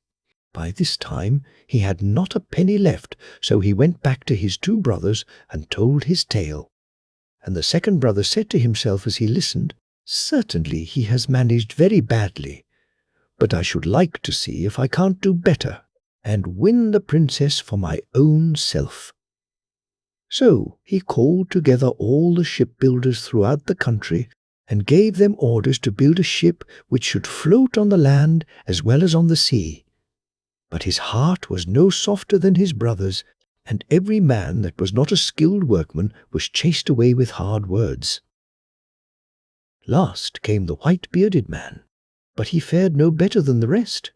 When the ship was finished, the launch took place, and everything seemed going smoothly when a gale sprang up, and the vessel was dashed to pieces on the rocks. The young man had spent his whole fortune on it, and now it was all swallowed up, was forced to beg shelter from his youngest brother. When he told his story, the youngest said to himself, I am not rich enough to support us all three. I had better take my turn, and if I manage to win the princess, there will be her fortune as well as my own for us to live on." So he called together all the shipbuilders in the kingdom and gave orders that a new ship should be built. Then all the old people came and asked for work, and he answered cheerfully, "Oh yes, there is plenty for everybody." And when the boys begged to be allowed to help, he found something that they could do. And when the old man with the long white beard stood before him, praying that he might earn his bread, he replied, "Oh, father, I could not suffer you to work, but you shall be overseer and look after the rest." Now the old man was a holy hermit, and when he saw how kind-hearted the youth was, he determined to do all he could for him to gain the wish of his heart. By and by, when the ship was finished, the hermit said to his young friend, "Now you can go and claim the king's daughter, for the ship will float both by land and sea." "Oh, good father," cried the young man, "you will not forsake me? Stay with me, I pray you, and lead me to the king." "If you wish it, I will," said the hermit, "on condition that you will give me half of anything you get." "Oh, if that is all," answered he, "it is easily promised." And they set out together on the ship. After they had gone some distance, they saw a man standing in a thick fog, which he was trying to put into a sack. "Oh, good father!" exclaimed the youth. "What can he be doing?" "Ask him," said the old man. "What are you doing, my fine fellow?" "I am putting the fog into my sack." "That is my business." "Ask him if he will come with us," whispered the hermit. And the man answered, "If you will give me enough to eat and drink, I will gladly stay with you." So they took him on their ship, and the youth said, as they started off again, "Good father, before we were 2, and now we are 3. After they had travelled a little further, they met a man who had torn up half the forest and was carrying all the trees on his shoulders. "Good father," exclaimed the youth, "only look! What can he have done that for? Ask him why he has torn up all those trees." And the man replied, "Why, I've merely been gathering a handful of brushwood." "Beg him to come with us," whispered the hermit. And the strong man answered, "Willingly, as long as you give me enough to eat and drink." And he came on the ship. And the youth said to the hermit, "Good father, before we were 3, and now we are 4. The ship travelled on again, and some miles further on they saw a man drinking out of a stream till he had nearly drunk it dry. "Good father," said the youth, "just look at that man. Did you ever see anybody drink like that?" "Ask him why he does it," answered the hermit. "Why, there is nothing very odd in taking a mouthful of water," replied the man, standing up. "Beg him to come with us." And the youth did so. "With pleasure, as long as you give me enough to eat and drink." And the youth whispered to the hermit, "Good father, before we were 4, and now we are 5. A little way along they noticed another man in the middle of a stream who was shooting into the water. "Good father," said the youth, "what can he be shooting at?" "Ask him," answered the hermit. "Hush, hush," cried the man, "now you have frightened it away. In the underworld sits a quail on a tree, and I wanted to shoot it. That is my business. I hit everything I aim at. Ask him if he will come with us." And the man replied, "With all my heart, as long as I get enough to eat and drink." So they took him into the ship, and the young man whispered, "Good father, before we were 5, and now we are 6. Off they went again, and before they had gone far, they met a man striding towards them whose steps were so long that while one foot was on the north of the island, the other was right down in the south. "Good father, look at him. What long steps he takes! Ask him why he does it," replied the hermit. "Oh, I am only going out for a little walk," answered he. "Ask him if he will come with us." "Gladly, if you will give me as much as I want to eat and drink," said he, climbing up into the ship. And the young man whispered, "Good father, before we were 6, and now we are 7. But the hermit knew what he was about, and why he gathered these strange people into the ship. After many days, at last they reached the town where lived the king and his daughter. They stopped the vessel right in front of the palace, and the young man went in and bowed low before the king. "Oh, Majesty, I have done your bidding, and now is the ship built that can travel over land and sea. Give me my reward, and let me have your daughter to wife." But the king said to himself, "What? Am I to wed my daughter to a man of whom I know nothing, not even whether he be rich or poor, a knight or a beggar?" And aloud he spake, "It is not enough that you have managed to build the ship.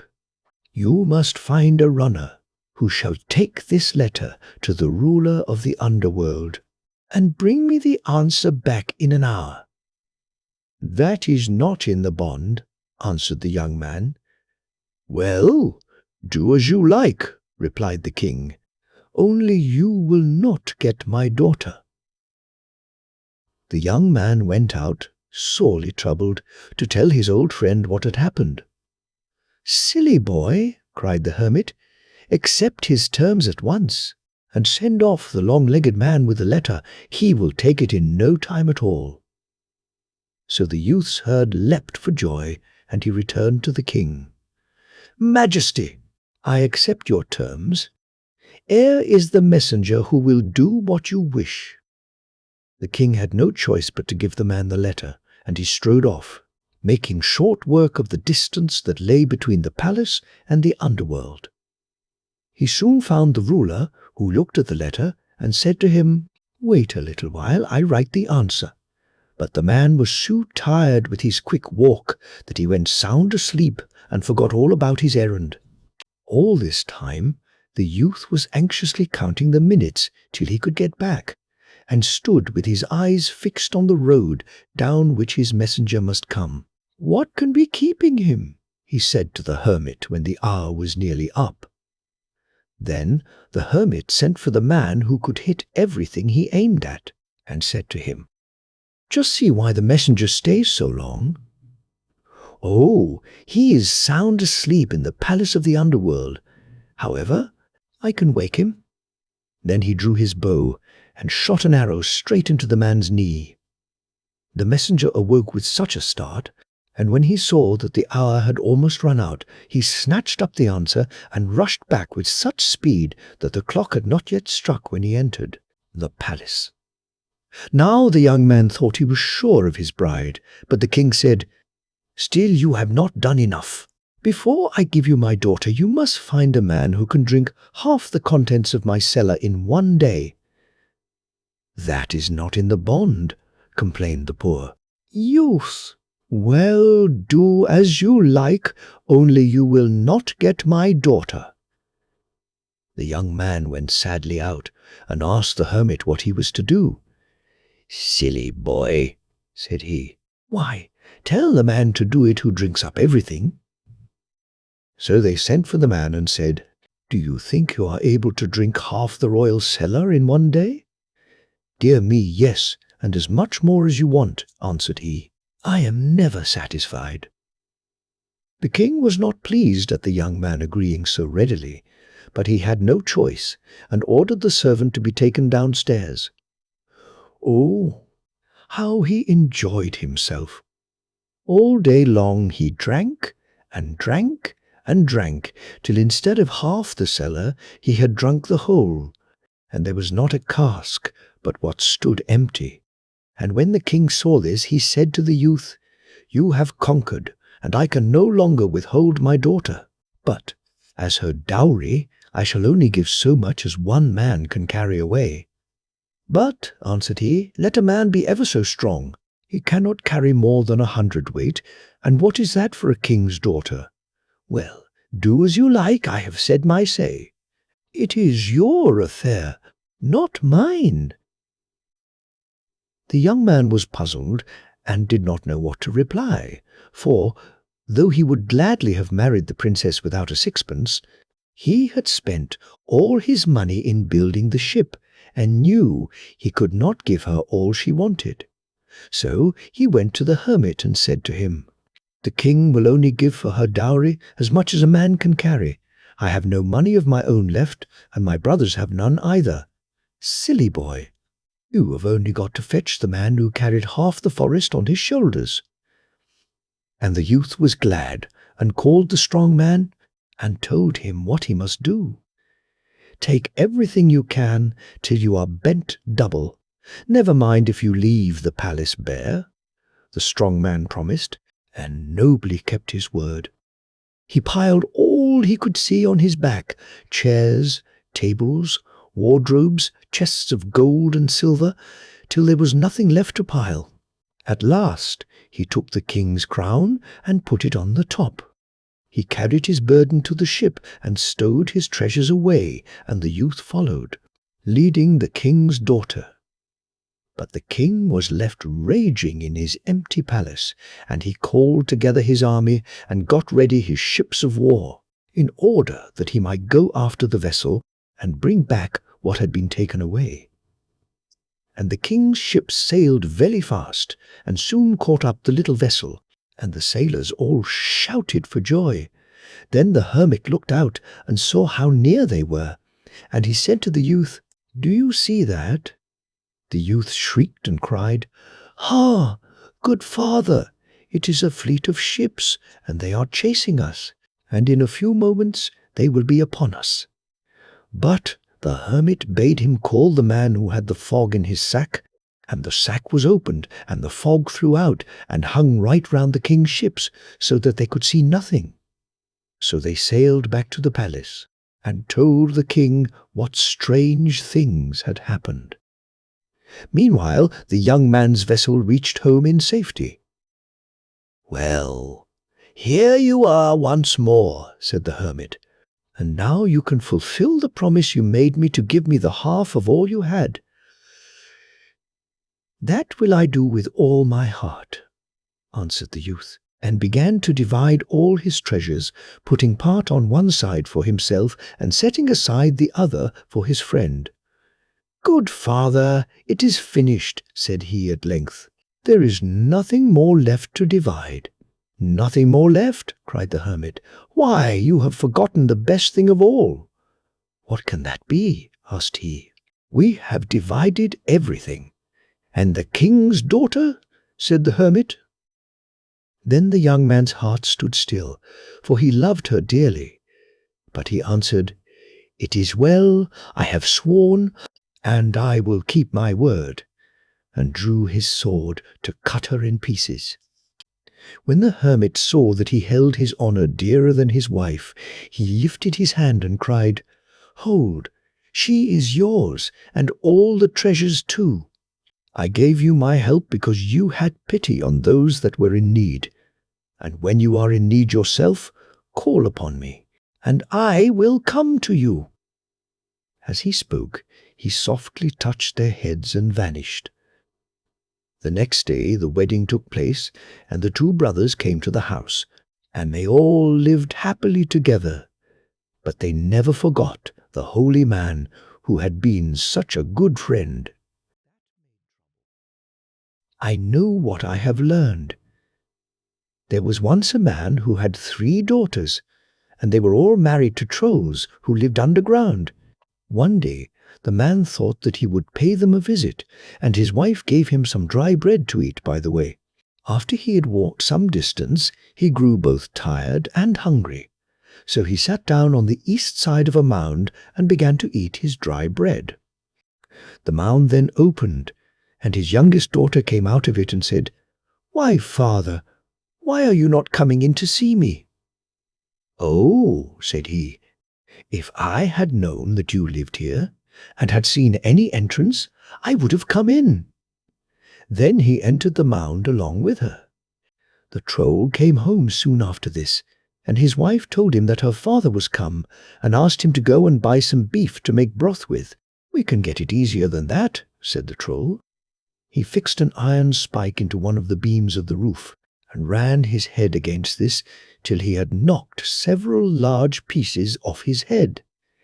He was just as well as ever after doing this, and they got their broth without further trouble. The Troll then gave the old man a sackful of money, and laden with this he betook himself homewards. When he came near his home, he remembered that he had a cow about to calve, so he laid down the money on the ground, ran home as fast as he could, and asked his wife whether the cow had calved yet. "What kind of a hurry is this to come home in?" said she. "No, the cow has not calved yet." "Then you must come out and help me in with a sackful of money," said the man. "A sackful of money?" cried his wife. "Yes, a sackful of money," said he. "Is that so very wonderful?" His wife did not believe very much what he told her, but she humoured him and went out with him. When they came to the spot where he had left it, there was no money there. A thief had come along and stolen it. His wife then grew angry and scolded him heartily. "Well, well," said he, "hang the money. I know what I have learned." "What have you learned?" said she. "Ah, I know that," said the man. After some time had passed, the man had a mind to visit his second eldest daughter. His wife again gave him some dry bread to eat, and when he grew tired and hungry, he sat down on the east side of a mound and began to eat it. As he sat there, his daughter came up out of the mound and invited him to come inside, which he did very willingly. Soon after this, the Troll came home. It was dark by that time, and his wife bade him go and buy some candles. "Oh, we shall soon get a light," said the Troll. With that he dipped his fingers into the fire, and they then gave light without being burned in the least. The old man got 2 sacks of money here, and plodded away homewards with these. When he was very nearly home, he again thought of the cow that was with calf, so he laid down the money, ran home, and asked his wife whether the cow had calved yet. "Whatever is the matter with you?" said she. "You come hurrying as if the whole house was about to fall. You may set your mind at rest. The cow has not calved yet." The man now asked her to come and help him home with the 2 sacks of money. She did not believe him very much, but he continued to assure her that it was quite true, till at last she gave in and went with him. When they came to the spot, there had again been a thief there and taken the money. It was no wonder that the woman was angry about this, but the man only said, "Ah, if you only knew what I have learned." A third time the man set out to visit his eldest daughter. When he came to a mound, he sat down on the east side of it and ate the dry bread which his wife had given him to take with him. The daughter then came out of the mound and invited her father to come inside. In a little the Troll came home, and his wife asked him to go and buy some fish. "We can get them much more easily than that," said the Troll. "Give me your dough trough and your ladle." They seated themselves in the trough and rowed out on the lake which was beside the mound. When they had got out a little way, the Troll said to his wife, "Are my eyes green?" "No, not yet," said she. He rowed on a little further and asked again, "Are my eyes not green yet?" "Yes," said his wife, "they are green now." Then the Troll sprang into the water and ladled up so many fish that in a short time the trough could hold no more. They then rowed home again and had a good meal off the fish. The old man now got 3 sacks full of money and set off home with them. When he was almost home, the cow again came into his head, and he laid down the money. This time, however, he took his wooden shoes and laid them above the money, thinking that no one would take it after that. Then he ran home and asked his wife whether the cow had calved. It had not, and she scolded him again for behaving in this way. But in the end he persuaded her to go with him to help him with the 3 sacks of money. When they came to the spot they found only the wooden shoes, for a thief had come along in the meantime and taken all the money. The woman was very angry and broke out upon her husband, but he took it all very quietly and only said, "Hang the money! I know what I have learned." "What have you learned, I should like to know?" said his wife. "You will see that yet," said the man. One day his wife took a fancy for broth and said to him, "Oh, go to the village and buy a piece of beef to make broth." "There's no need of that," said he. "We can get it an easier way." With that he drove a spike into a beam and ran his head against it, and in consequence had to lie in bed for a long time afterwards. After he had recovered from this, his wife asked him one day to go and buy candles, as they had none. "No," he said, "there's no need for that," and he stuck his hand into the fire. This also made him take to bed for a good while. When he had got better again, his wife one day wanted fish, and asked him to go and buy some. The man, however, wished again to show what he had learned, so he asked her to come along with him and bring her dough trough and a ladle. They both seated themselves in this and rowed upon the lake. When they had got out a little way, the man said, "Are my eyes green?" "No," said his wife. "Why should they be?" They rowed a little further out, and he asked again, "Are my eyes not green yet?" "What nonsense is this?" said she. "Why should they be green?" "Oh, my dear," said he, "can't you just say that they are green?" "Very well," said she, "they are green." As soon as he heard this, he sprang out into the water with the ladle for the fishes, but he just got leave to stay there with them. King Lindorm. There once lived a king and a queen who ruled over a very great kingdom. They had large revenues and lived happily with each other, but as the years went past, the king's heart became heavy because the queen had no children.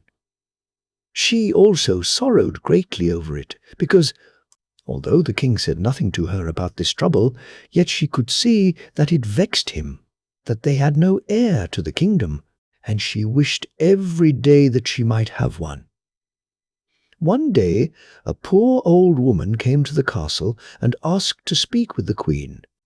The royal servants answered that they could not let such a poor beggar woman go in to their royal mistress. They offered her a penny and told her to go away. Then the woman desired them to tell the queen that there stood at the palace gate one who would help her secret sorrow. This message was taken to the queen, who gave orders to bring the old woman to her. This was done, and the old woman said to her, "I know your secret sorrow, O queen, and am come to help you in it. You wish to have a son? You shall have 2, if you follow my instructions." The queen was greatly surprised that the old woman knew her secret wish so well, and promised to follow her advice. "You must have a bath set in your room, O queen," said she, "and filled with running water. When you have bathed in this, you will find, under the bath, 2 red onions. These you must carefully peel and eat, and in time your wish will be fulfilled." The queen did as the poor woman told her, and after she had bathed, she found the 2 onions under the bath. They were both alike in size and appearance. When she saw these, she knew that the woman had been something more than she seemed to be, and in her delight she ate up one of the onions, skin and all. When she had done so, she remembered that the woman had told her to peel them carefully before she ate them. It was now too late for the one of them, but she peeled the other and then ate it too. In due time it happened as the woman had said, but the first that the queen gave birth to was a hideous lindorm, or serpent. No one saw this but her waiting woman, who threw it out of the window into the forest beside the castle. The next that came into the world was the most beautiful little prince, and he was shown to the king and queen, who knew nothing about his brother, the lindorm. There was now joy in all the palace and over the whole country on account of the beautiful prince, but no one knew that the queen's firstborn was a lindorm and lay in the wild forest. Time passed with the king, the queen, and the young prince in all happiness and prosperity, until he was 20 years of his age. Then his parents said to him that he should journey to another kingdom and seek for himself a bride, for they were beginning to grow old, and would fain see their son married before they were laid in their grave. The prince obeyed, had his horses harnessed to his gilded chariot, and set out to woo his bride. But when he came to the first crossways, there lay a huge and terrible lindorm right across the road, so that his horses had to come to a standstill. "Where are you driving to?" asked the lindorm with a hideous voice. "That does not concern you," said the prince. "I am the prince, and can drive where I please." "Turn back," said the lindorm. "I know your errand, but you shall get no bride until I have got a mate and slept by her side." The prince turned home again, and told the king and the queen what he had met at the crossroads, but they thought that he should try again on the following day, and see whether he could not get past it, so that he might seek a bride in another kingdom.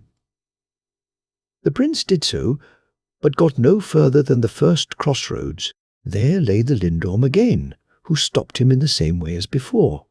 The same thing happened on the third day when the prince tried to get past. The lindorm said, with a threatening voice, that before the prince could get a bride, he himself must find a mate. When the king and queen heard this for the third time, they could think of no better plan than to invite the lindorm to the palace, and they should find him a mate. They thought that a lindorm would be quite well satisfied with anyone that they might give him, and so they would get some slave woman to marry the monster. The lindorm came to the palace and received a bride of this kind, but in the morning she lay torn in pieces. So it happened every time that the king and queen compelled any woman to be his bride. The report of this soon spread over all the country. Now it happened that there was a man who had married a second time, and his wife heard of the lindorm with great delight. Her husband had a daughter by his first wife, who was more beautiful than all other maidens, and so gentle and good that she won the heart of all who knew her.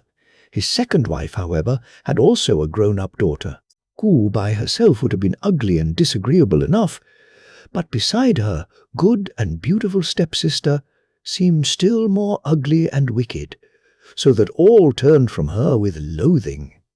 The stepmother had long been annoyed that her husband's daughter was so much more beautiful than her own, and in her heart she conceived a bitter hatred for her stepdaughter.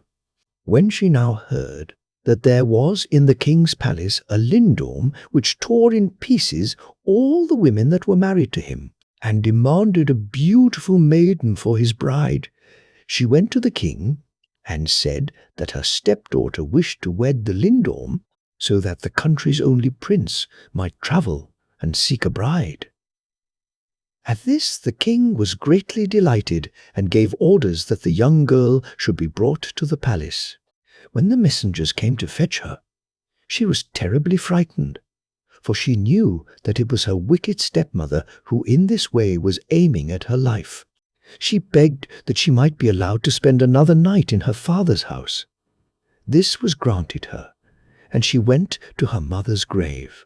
There she lamented her hard fate in being given over to the lindorm, and earnestly prayed her mother for counsel.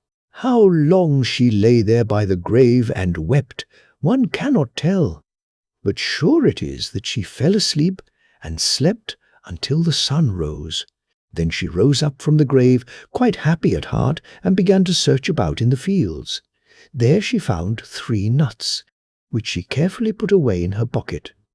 "When I come into very great danger, I must break one of these," she said to herself.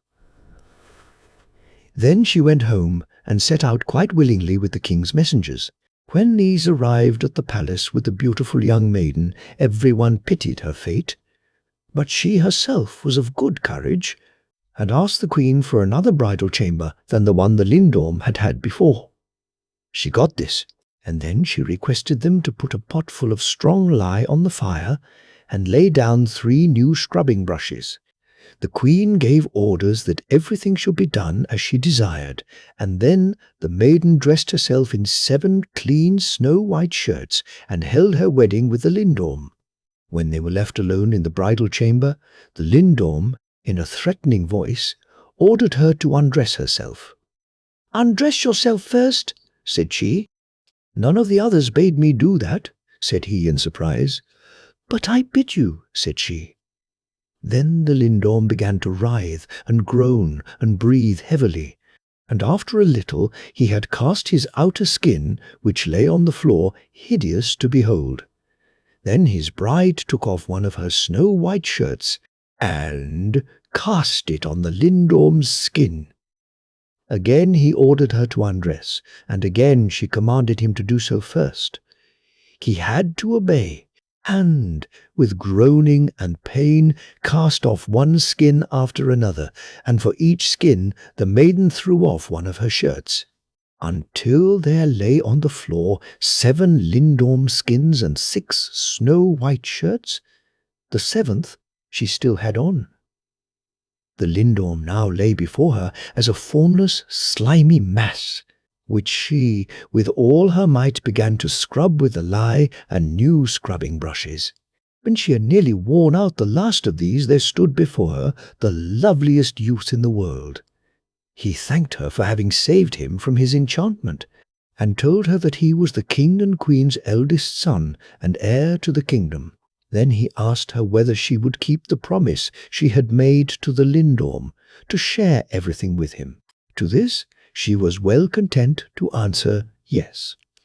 Each time that the lindorm had held his wedding, one of the king's retainers was sent next morning to open the door of the bridal chamber and see whether the bride was alive. This next morning also he peeped in at the door, but what he saw there surprised him so much that he shut the door in a hurry and hastened to the king and queen, who were waiting for his report. He told them of the wonderful sight he had seen. On the floor lay 7 lindorm skins and 6 snow-white shirts, and beside these 3 worn-out scrubbing brushes, while in the bed a beautiful youth was lying asleep beside the fair young maiden. The king and queen marveled greatly what this could mean, but just then the old woman who was spoken of in the beginning of the story was again brought in to the queen. She reminded her how she had not followed her instructions, but had eaten the first onion with all its skins, on which account her firstborn had been a lindorm. The waiting woman was then summoned, and admitted that she had thrown it out through the window into the forest. The king and queen now sent for their eldest son and his young bride. They took them both in their arms, and asked him to tell about his sorrowful lot during the 20 years he had lived in the forest as a hideous lindorm. This he did, and then his parents had it proclaimed over the whole country that he was their eldest son, and along with his spouse should inherit the country and kingdom after them. Prince Lindorm and his beautiful wife now lived in joy and prosperity for a time in the palace, and when his father was laid in the grave, not long after this, he obtained the whole kingdom. Soon afterwards his mother also departed from this world. Now it happened that an enemy declared war against the young king, and, as he foresaw that it would be 3 years at the least before he could return to his country and his queen, he ordered all his servants who remained at home to guard her most carefully. That they might be able to write to each other in confidence, he had 2 seal rings made, one for himself and one for his young queen, and issued an order that no one, under pain of death, was to open any letter that was sealed with one of these. Then he took farewell of his queen, and marched out to war. The queen's wicked stepmother had heard with great grief that her beautiful stepdaughter had prospered so well that she had not only preserved her life, but had even become queen of the country. She now plotted continually how she might destroy her good fortune. While King Lindorm was away at the war, the wicked woman came to the queen and spoke fair to her, saying that she had always foreseen that her stepdaughter was destined to be something great in the world, and that she had on this account secured that she should be the enchanted prince's bride. The queen, who did not imagine that any person could be so deceitful, bade her stepmother welcome and kept her beside her. Soon after this the queen had 2 children, the prettiest boys that anyone could see. When she had written a letter to the king to tell him of this, her stepmother asked leave to comb her hair for her, as her own mother used to do. The queen gave her permission, and the stepmother combed her hair until she fell asleep. Then she took the seal ring off her neck and exchanged the letter for another, in which she had written that the queen had given birth to 2 whelps. When the king received this letter, he was greatly distressed, but he remembered how he himself had lived for 20 years as a Lindorm and had been freed from the spell by his young queen. He therefore wrote back to his most trusted retainer that the queen and her 2 whelps should be taken care of while he was away. The stepmother, however, took this letter as well, and wrote a new one, in which the king ordered that the queen and the 2 little princes should be burnt at the stake. This she also sealed with the queen's seal, which was in all respects like the king's. The retainer was greatly shocked and grieved at the king's orders, for which he could discover no reason. But, as he had not the heart to destroy 3 innocent beings, he had a great fire kindled, and in this he burned a sheep and 2 lambs, so as to make people believe that he had carried out the king's commands. The stepmother had made these known to the people, adding that the queen was a wicked sorceress. The faithful servant, however, told the queen that it was the king's command that during the years he was absent in the war, she should keep herself concealed in the castle, so that no one but himself should see her and the little princes.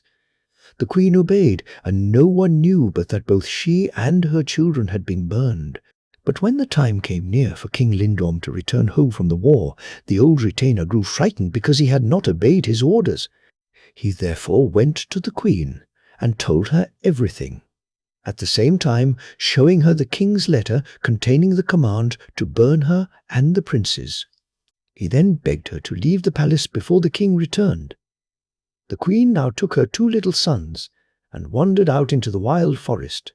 They walked all day without ending a human habitation, and became very tired. The queen then caught sight of a man who carried some venison. He seemed very poor and wretched, but the queen was glad to see a human being, and asked him whether he knew where she and her little children could get a house over their heads for the night. The man answered that he had a little hut in the forest, and that she could rest there.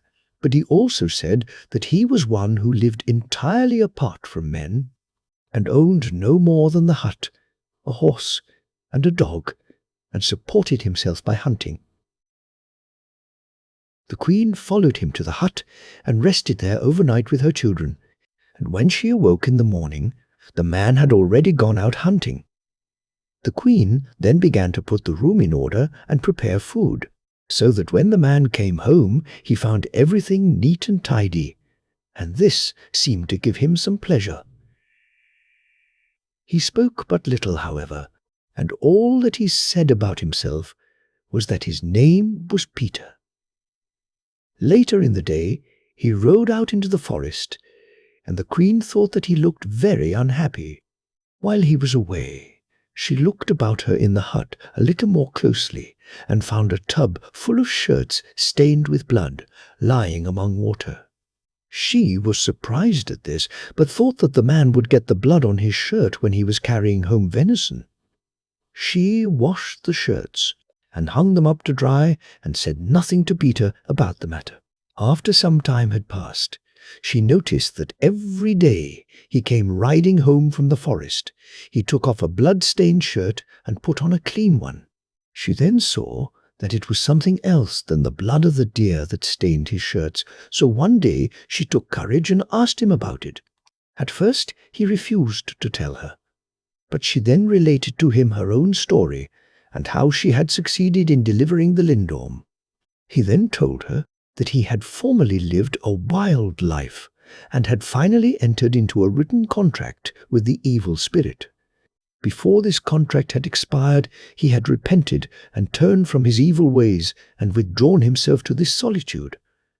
The evil one had then lost all power to take him, but so long as he had the contract, he could compel him to meet him in the forest each day at a certain time, where the evil spirits then scourged him till he bled.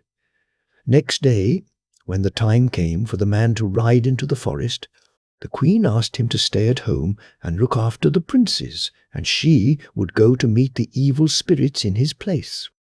The man was amazed and said that this would not only cost her her life, but would also bring upon him a greater misfortune than the one he was already under. She bade him be of good courage, look to see that she had the 3 nuts which she had found beside her mother's grave, mounted her horse, and rode out into the forest. When she had ridden for some time, the evil spirits came forth and said, "Here comes Peter's horse and Peter's hound, but Peter himself is not with them." Then at a distance she heard a terrible voice demanding to know what she wanted. "I have come to get Peter's contract," said she.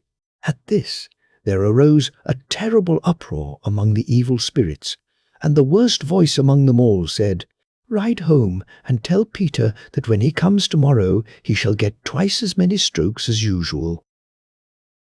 The queen then took one of her nuts and cracked it, and turned her horse about. At this sparks of fire flew out of all the trees, and the evil spirits howled as if they were being scourged back to their abode. Next day, at the same time, the queen again rode out into the forest, but on this occasion the spirits did not dare to come so near her. They would not, however, give up the contract, but threatened both her and the man. Then she cracked her second nut, and all the forest behind her seemed to be in fire and flames, and the evil spirits howled even worse than on the previous day, but the contract they would not give up. The queen had only 1 nut left now, but even that she was ready to give up in order to deliver the man. This time she cracked the nut as soon as she came near the place where the spirits appeared, and what then happened to them she could not see. But amid wild screams and howls, the contract was handed to her at the end of a long branch. The queen rode happy home to the hut, and happier still was the man, who had been sitting there in great anxiety, for now he was freed from all the power of the evil spirits. Meanwhile, King Lindorm had come home from the war, and the first question he asked when he entered the palace was about the queen and the whelps. The attendants were surprised. They knew of no whelps. The queen had had 2 beautiful princes, but the king had sent orders that all these were to be burned. The king grew pale with sorrow and anger, and ordered them to summon his trusted retainer, to whom he had sent the instructions that the queen and the whelps were to be carefully looked after. The retainer, however, showed him the letter in which there was written that the queen and her children were to be burned, and everyone then understood that some great treachery had been enacted. When the king's trusted retainer saw his master's deep sorrow, he confessed to him that he had spared the lives of the queen and the princes, and had only burned a sheep and 2 lambs, and had kept the queen and her children hidden in the palace for 3 years, but had sent her out into the wild forest just when the king was expected home. When the king heard this, his sorrow was lessened, and he said that he would wander out into the forest and search for his wife and children. If he found them, he would return to his palace, but if he did not find them, he would never see it again. And in that case the faithful retainer who had saved the lives of the queen and the princes should be king in his stead. The king then went forth alone into the wild forest and wandered there the whole day without seeing a single human being. So it went with him the second day also. But on the third day he came by roundabout ways to the little hut. He went in there and asked for leave to rest himself for a little on the bench. The queen and the princes were there, but she was poorly clad and so sorrowful that the king did not recognize her. Neither did he think for a moment that the two children, who were dressed only in rough skins, were his own sons. He lay down on the bench, and, tired as he was, he soon fell asleep. The bench was a narrow one, and as he slept his arm fell down and hung by the side of it. "My son, go and lift your father's arm up on the bench," said the queen to one of the princes, for she easily knew the king again, although she was afraid to make herself known to him. The boy went and took the king's arm, but, being only a child, he did not lift it up very gently onto the bench. The king woke at this, thinking at first that he had fallen into a den of robbers, but he decided to keep quiet and pretend that he was asleep until he should find out what kind of folk were in the house. He lay still for a little, and, as no one moved in the room, he again let his arm glide down off the bench. Then he heard a woman's voice say, "My son, go you and lift your father's arm up on the bench, but don't do it so rough, as your brother did." Then he felt a pair of little hands softly clasping his arm. He opened his eyes and saw his queen and her children. He sprang up and caught all three in his arms, and afterwards took them, along with the man and his horse and his hound, back to the palace with great joy. The most unbounded rejoicing reigned there then, as well as over the whole kingdom, but the wicked stepmother was burned. King Lindorm lived long and happily with his queen, and there are some who say that if they are not dead now, they are still living to this day. Maiden Bright-Eye. Once upon a time there was a man and his wife who had two children, a boy and a girl. The wife died, and the man married again. His new wife had an only daughter, who was both ugly and untidy, whereas her stepdaughter was a beautiful girl and was known as Maiden Bright-Eye. Her stepmother was very cruel to her on this account. She had always to do the hardest work, and got very little to eat, and no attention paid to her. But to her own daughter she was all that was good. She was spared from all the hardest of the housework, and had always the prettiest clothes to wear. Maiden Bright-Eye had also to watch the sheep, but of course it would never do to let her go idle and enjoy herself too much at this work, so she had to pull heather while she was out on the moors with them. Her stepmother gave her pancakes to take with her for her dinner, but she had mixed the flour with ashes and made them just as bad as she could. The little girl came out on the moor and began to pull heather on the side of a little mound. But next minute a little fellow with a red cap on his head popped up out of the mound and said, "Who's that pulling the roof off my house?" "Oh, it's me, a poor little girl," said she. "My mother sent me out here and told me to pull heather. If you will be good to me, I will give you a bit of my dinner." The little fellow was quite willing, and she gave him the biggest share of her pancakes. They were not particularly good, but when one is hungry, anything tastes well. After he had got them all eaten, he said to her, "Now I shall give you 3 wishes, for you are a very nice little girl, but I will choose the wishes for you. You are beautiful, and much more beautiful shall you be. Yes, so lovely that there will not be your like in the world. The next wish shall be that every time you open your mouth, a gold coin shall fall out of it, and your voice shall be like the most beautiful music. The third wish shall be that you may be married to the young king and become the queen of the country. At the same time, I shall give you a cap, which you must carefully keep, for it can save you if you ever are in danger of your life, if you just put it on your head." Maiden Bright-Eye thanked the little birdman ever so often, and drove home her sheep in the evening. By that time she had grown so beautiful that her people could scarcely recognize her. Her stepmother asked her how it had come about that she had grown so beautiful. She told the whole story, for she always told the truth, that a little man had come to her out on the moor and had given her all this beauty. She did not tell, however, that she had given him a share of her dinner.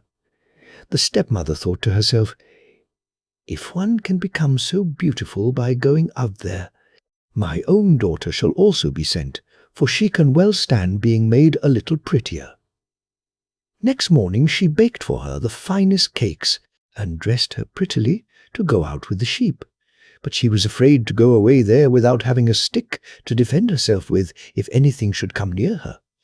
She was not very much inclined for pulling the heather, as she never was in the habit of doing any work. But she was only a minute or so at it when up came the same little fellow with the red cap and said, "Who's that pulling the roof off my house?" "What's that to you?" said she. "Well, if you will give me a bit of your dinner, I won't do you any mischief," said he. "I will give you something else in place of my dinner," said she. "I can easily eat it myself, but if you will have something, you can have a whack of my stick." And with that she raised it in the air and struck the bergman over the head with it. "What a wicked little girl you are," said he, "but you shall be none the better of this. I shall give you 3 wishes and choose them for you. First, I shall say, 'Ugly are you, but you shall become so ugly that there will not be an uglier one on earth.' Next, I shall wish that every time you open your mouth a big toad may fall out of it, and your voice shall be like the roaring of a bull. In the third place, I shall wish for you a violent death."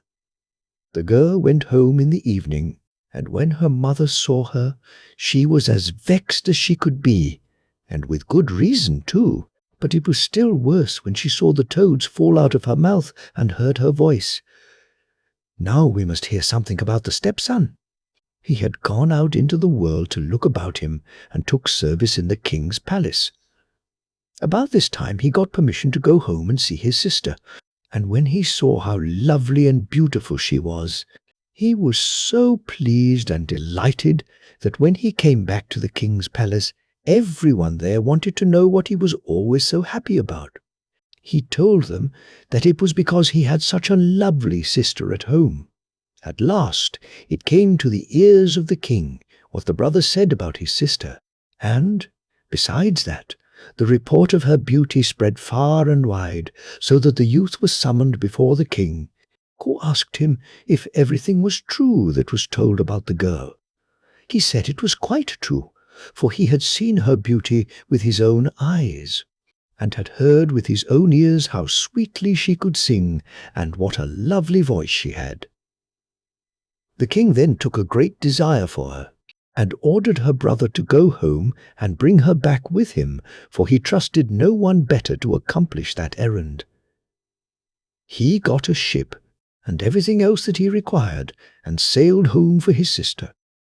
As soon as the stepmother heard what his errand was, she at once said to herself, "This will never come about if I can do anything to hinder it. She must not be allowed to come to such honor." She then got a dress made for her own daughter, like the finest robe for a queen, and she had a mask prepared and put upon her face, so that she looked quite pretty, and gave her strict orders not to take it off until the king had promised to wed her. The brother now set sail with his 2 sisters, for the stepmother pretended that the ugly one wanted to see the other a bit on her way. But when they got out to sea, and Maiden Bright-Eye came up on deck, The sister did as her mother had instructed her. She gave her a push and made her fall into the water. When the brother learned what had happened, he was greatly distressed and did not know what to do. He could not bring himself to tell the truth about what had happened, nor did he expect that the king would believe it. In the long run, he decided to hold on his way and let things go as they liked. What he had expected happened. The king received his sister and wedded her at once, but repented it after the first night, as he could scarcely put down his foot in the morning for all the toads that were about the room. And when he saw her real face, he was so enraged against the brother that he had him thrown into a pit full of serpents.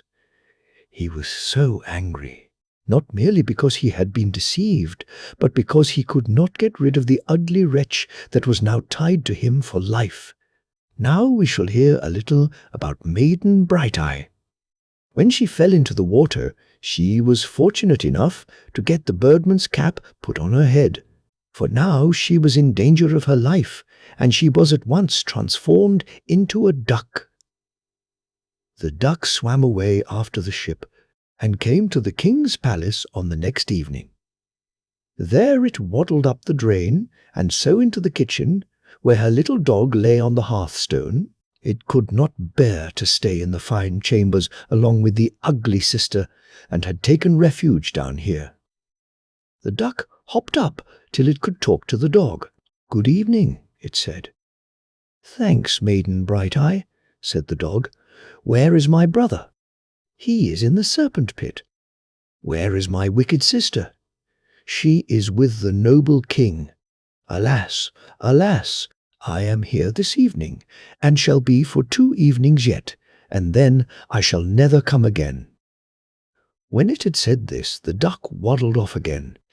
Several of the servant girls heard the conversation, and were greatly surprised at it, and thought that it would be worth while to catch the bird next evening and see into the matter a little more closely.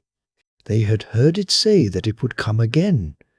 Next evening it appeared as it had said, and a great many were present to see it. It came waddling in by the drain, and went up to the dog, which was lying on the hearthstone. "Good evening," it said. "Thanks, Maiden Bright-Eye," said the dog. "Where is my brother?" "He is in the serpent pit." "Where is my wicked sister?" "She is with the noble king." "Alas, alas, I am here this evening, and shall be for 1 evening yet, and then I shall never come again." After this it slipped out, and no one could get hold of it. But the king's cook thought to himself, "I shall see if I can't get hold of you tomorrow evening." On the 3rd evening, the duck again came waddling in by the drain, and up to the dog on the hearthstone. "Good evening," it said. "Thanks, Maiden Bright-Eye," said the dog. "Where is my brother?" "He is in the serpent pit." "Where is my wicked sister?" "She is with the noble king." "Alas, alas, now I shall never come again." With this it slipped out again, but in the meantime the cook had posted himself at the outer end of the drain with a net, which he threw over it as it came out. In this way he caught it, and came in to the others with the most beautiful duck they had ever seen, with so many golden feathers on it that everyone marvelled. No one, however, knew what was to be done with it, but after what they had heard, they knew that there was something uncommon about it, so they took good care of it.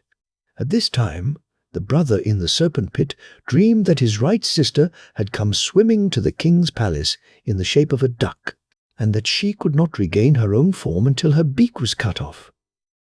He got this dream told to someone, so that the king at last came to hear of it, and had him taken up out of the pit and brought before him. The king then asked him if he could produce to him his sister, as beautiful as he had formerly described her. The brother said he could, if they would bring him the duck and a knife. Both of them were brought to him, and he said, "I wonder how you would look if I were to cut the point off your beak." With this he cut a piece off the beak, and there came a voice which said, "Oh, oh, you cut my little finger." Next moment, Maiden Bright Eye stood there, as lovely and beautiful as he had seen her when he was home. This was his sister now, he said, and the whole story now came out of how the other had behaved to her. The wicked sister was put into a barrel with spikes round it, which was dragged off by 6 wild horses, and so she came to her end. But the king was delighted with Maiden Bright Eye, and immediately made her his queen, while her brother became his prime minister. Master and pupil. There was once a man who had a son, who was very clever at reading, and took great delight in it. He went out into the world to seek service somewhere, and as he was walking between some mounds, he met a man who asked him where he was going. "I am going about seeking for service," said the boy. "Will you serve me?" asked the man. "Oh, yes, just as readily you as anyone else," said the boy. "But can you read?" asked the man. "As well as the priest," said the boy. "Then I can't have you," said the man. "In fact, I was just wanting a boy who couldn't read. His only work would be to dust my old books." The man then went on his way, and left the boy looking after him. "It was a pity I didn't get that place," thought he. "That was just the very thing for me." Making up his mind to get the situation if possible, he hid himself behind one of the mounds and turned his jacket outside in, so that the man would not know him again so easily. Then he ran along behind the mounds and met the man at the other end of them. "Where are you going, my little boy?" said the man, who did not notice that it was the same one he had met before. "I am going about seeking for service," said the boy. "Will you serve me?" asked the man. "Oh, yes, just as readily you as anyone else," said the boy. "But can you read?" said the man. "No, I don't know a single letter," said the boy. The man then took him into his service, and all the work he had to do was to dust his master's books. But as he did this, he had plenty of time to read them as well, and he read away at them, until at last he was just as wise as his master, who was a great wizard, and could perform all kinds of magic. Among other feats, he could change himself into the shape of any animal or any other thing that he pleased. When he had learned all this, he did not think it worth while staying there any longer, so he ran away home to his parents again. Soon after this, there was a market in the next village, and the boy told his mother that he had learned how to change himself into the shape of any animal he chose. "Now," said he, "I shall change myself to a horse, and father can take me to market and sell me. I shall come home again all right." His mother was frightened at the idea, but the boy told her that she need not be alarmed, all would be well. So he changed himself to a horse, such a fine horse too, that his father got a high price for it at the market. But after the bargain was made, and the money paid, the boy changed again to his own shape, when no one was looking, and went home. The story spread all over the country about the fine horse that had been sold and then had disappeared, and at last the news came to the ears of the wizard. "Aha," said he, "this is that boy of mine who befooled me and ran away, but I shall have him yet." The next time that there was a market, the boy again changed himself to a horse, and was taken thither by his father. The horse soon found a purchaser, and while the two were inside drinking the luck, Penny the wizard came along and saw the horse. He knew at once that it was not an ordinary one, so he also went inside and offered the purchaser far more than he had paid for it, so the latter sold it to him. The first thing the wizard now did was to lead the horse away to a smith to get a red-hot nail driven into its mouth, because after that it could not change its shape again. When the horse saw this, it changed itself to a dove and flew up into the air. The wizard at once changed himself into a hawk and flew up after it. The dove now turned into a gold ring and fell into a girl's lap. The hawk now turned into a man, and offered the girl a great sum of money for the gold ring. But she would not part with it, seeing that it had fallen down to her, as it were, from heaven. However, the wizard kept on offering her more and more for it, until at last the gold ring grew frightened and changed itself into a grain of barley, which fell on the ground. The man then turned into a hen and began to search for the grain of barley, but this again changed itself to a polecat and took off the hen's head with a single snap. The wizard was now dead. The polecat put on human shape, and the youth afterwards married the girl, and from that time forward let all his magic arts alone.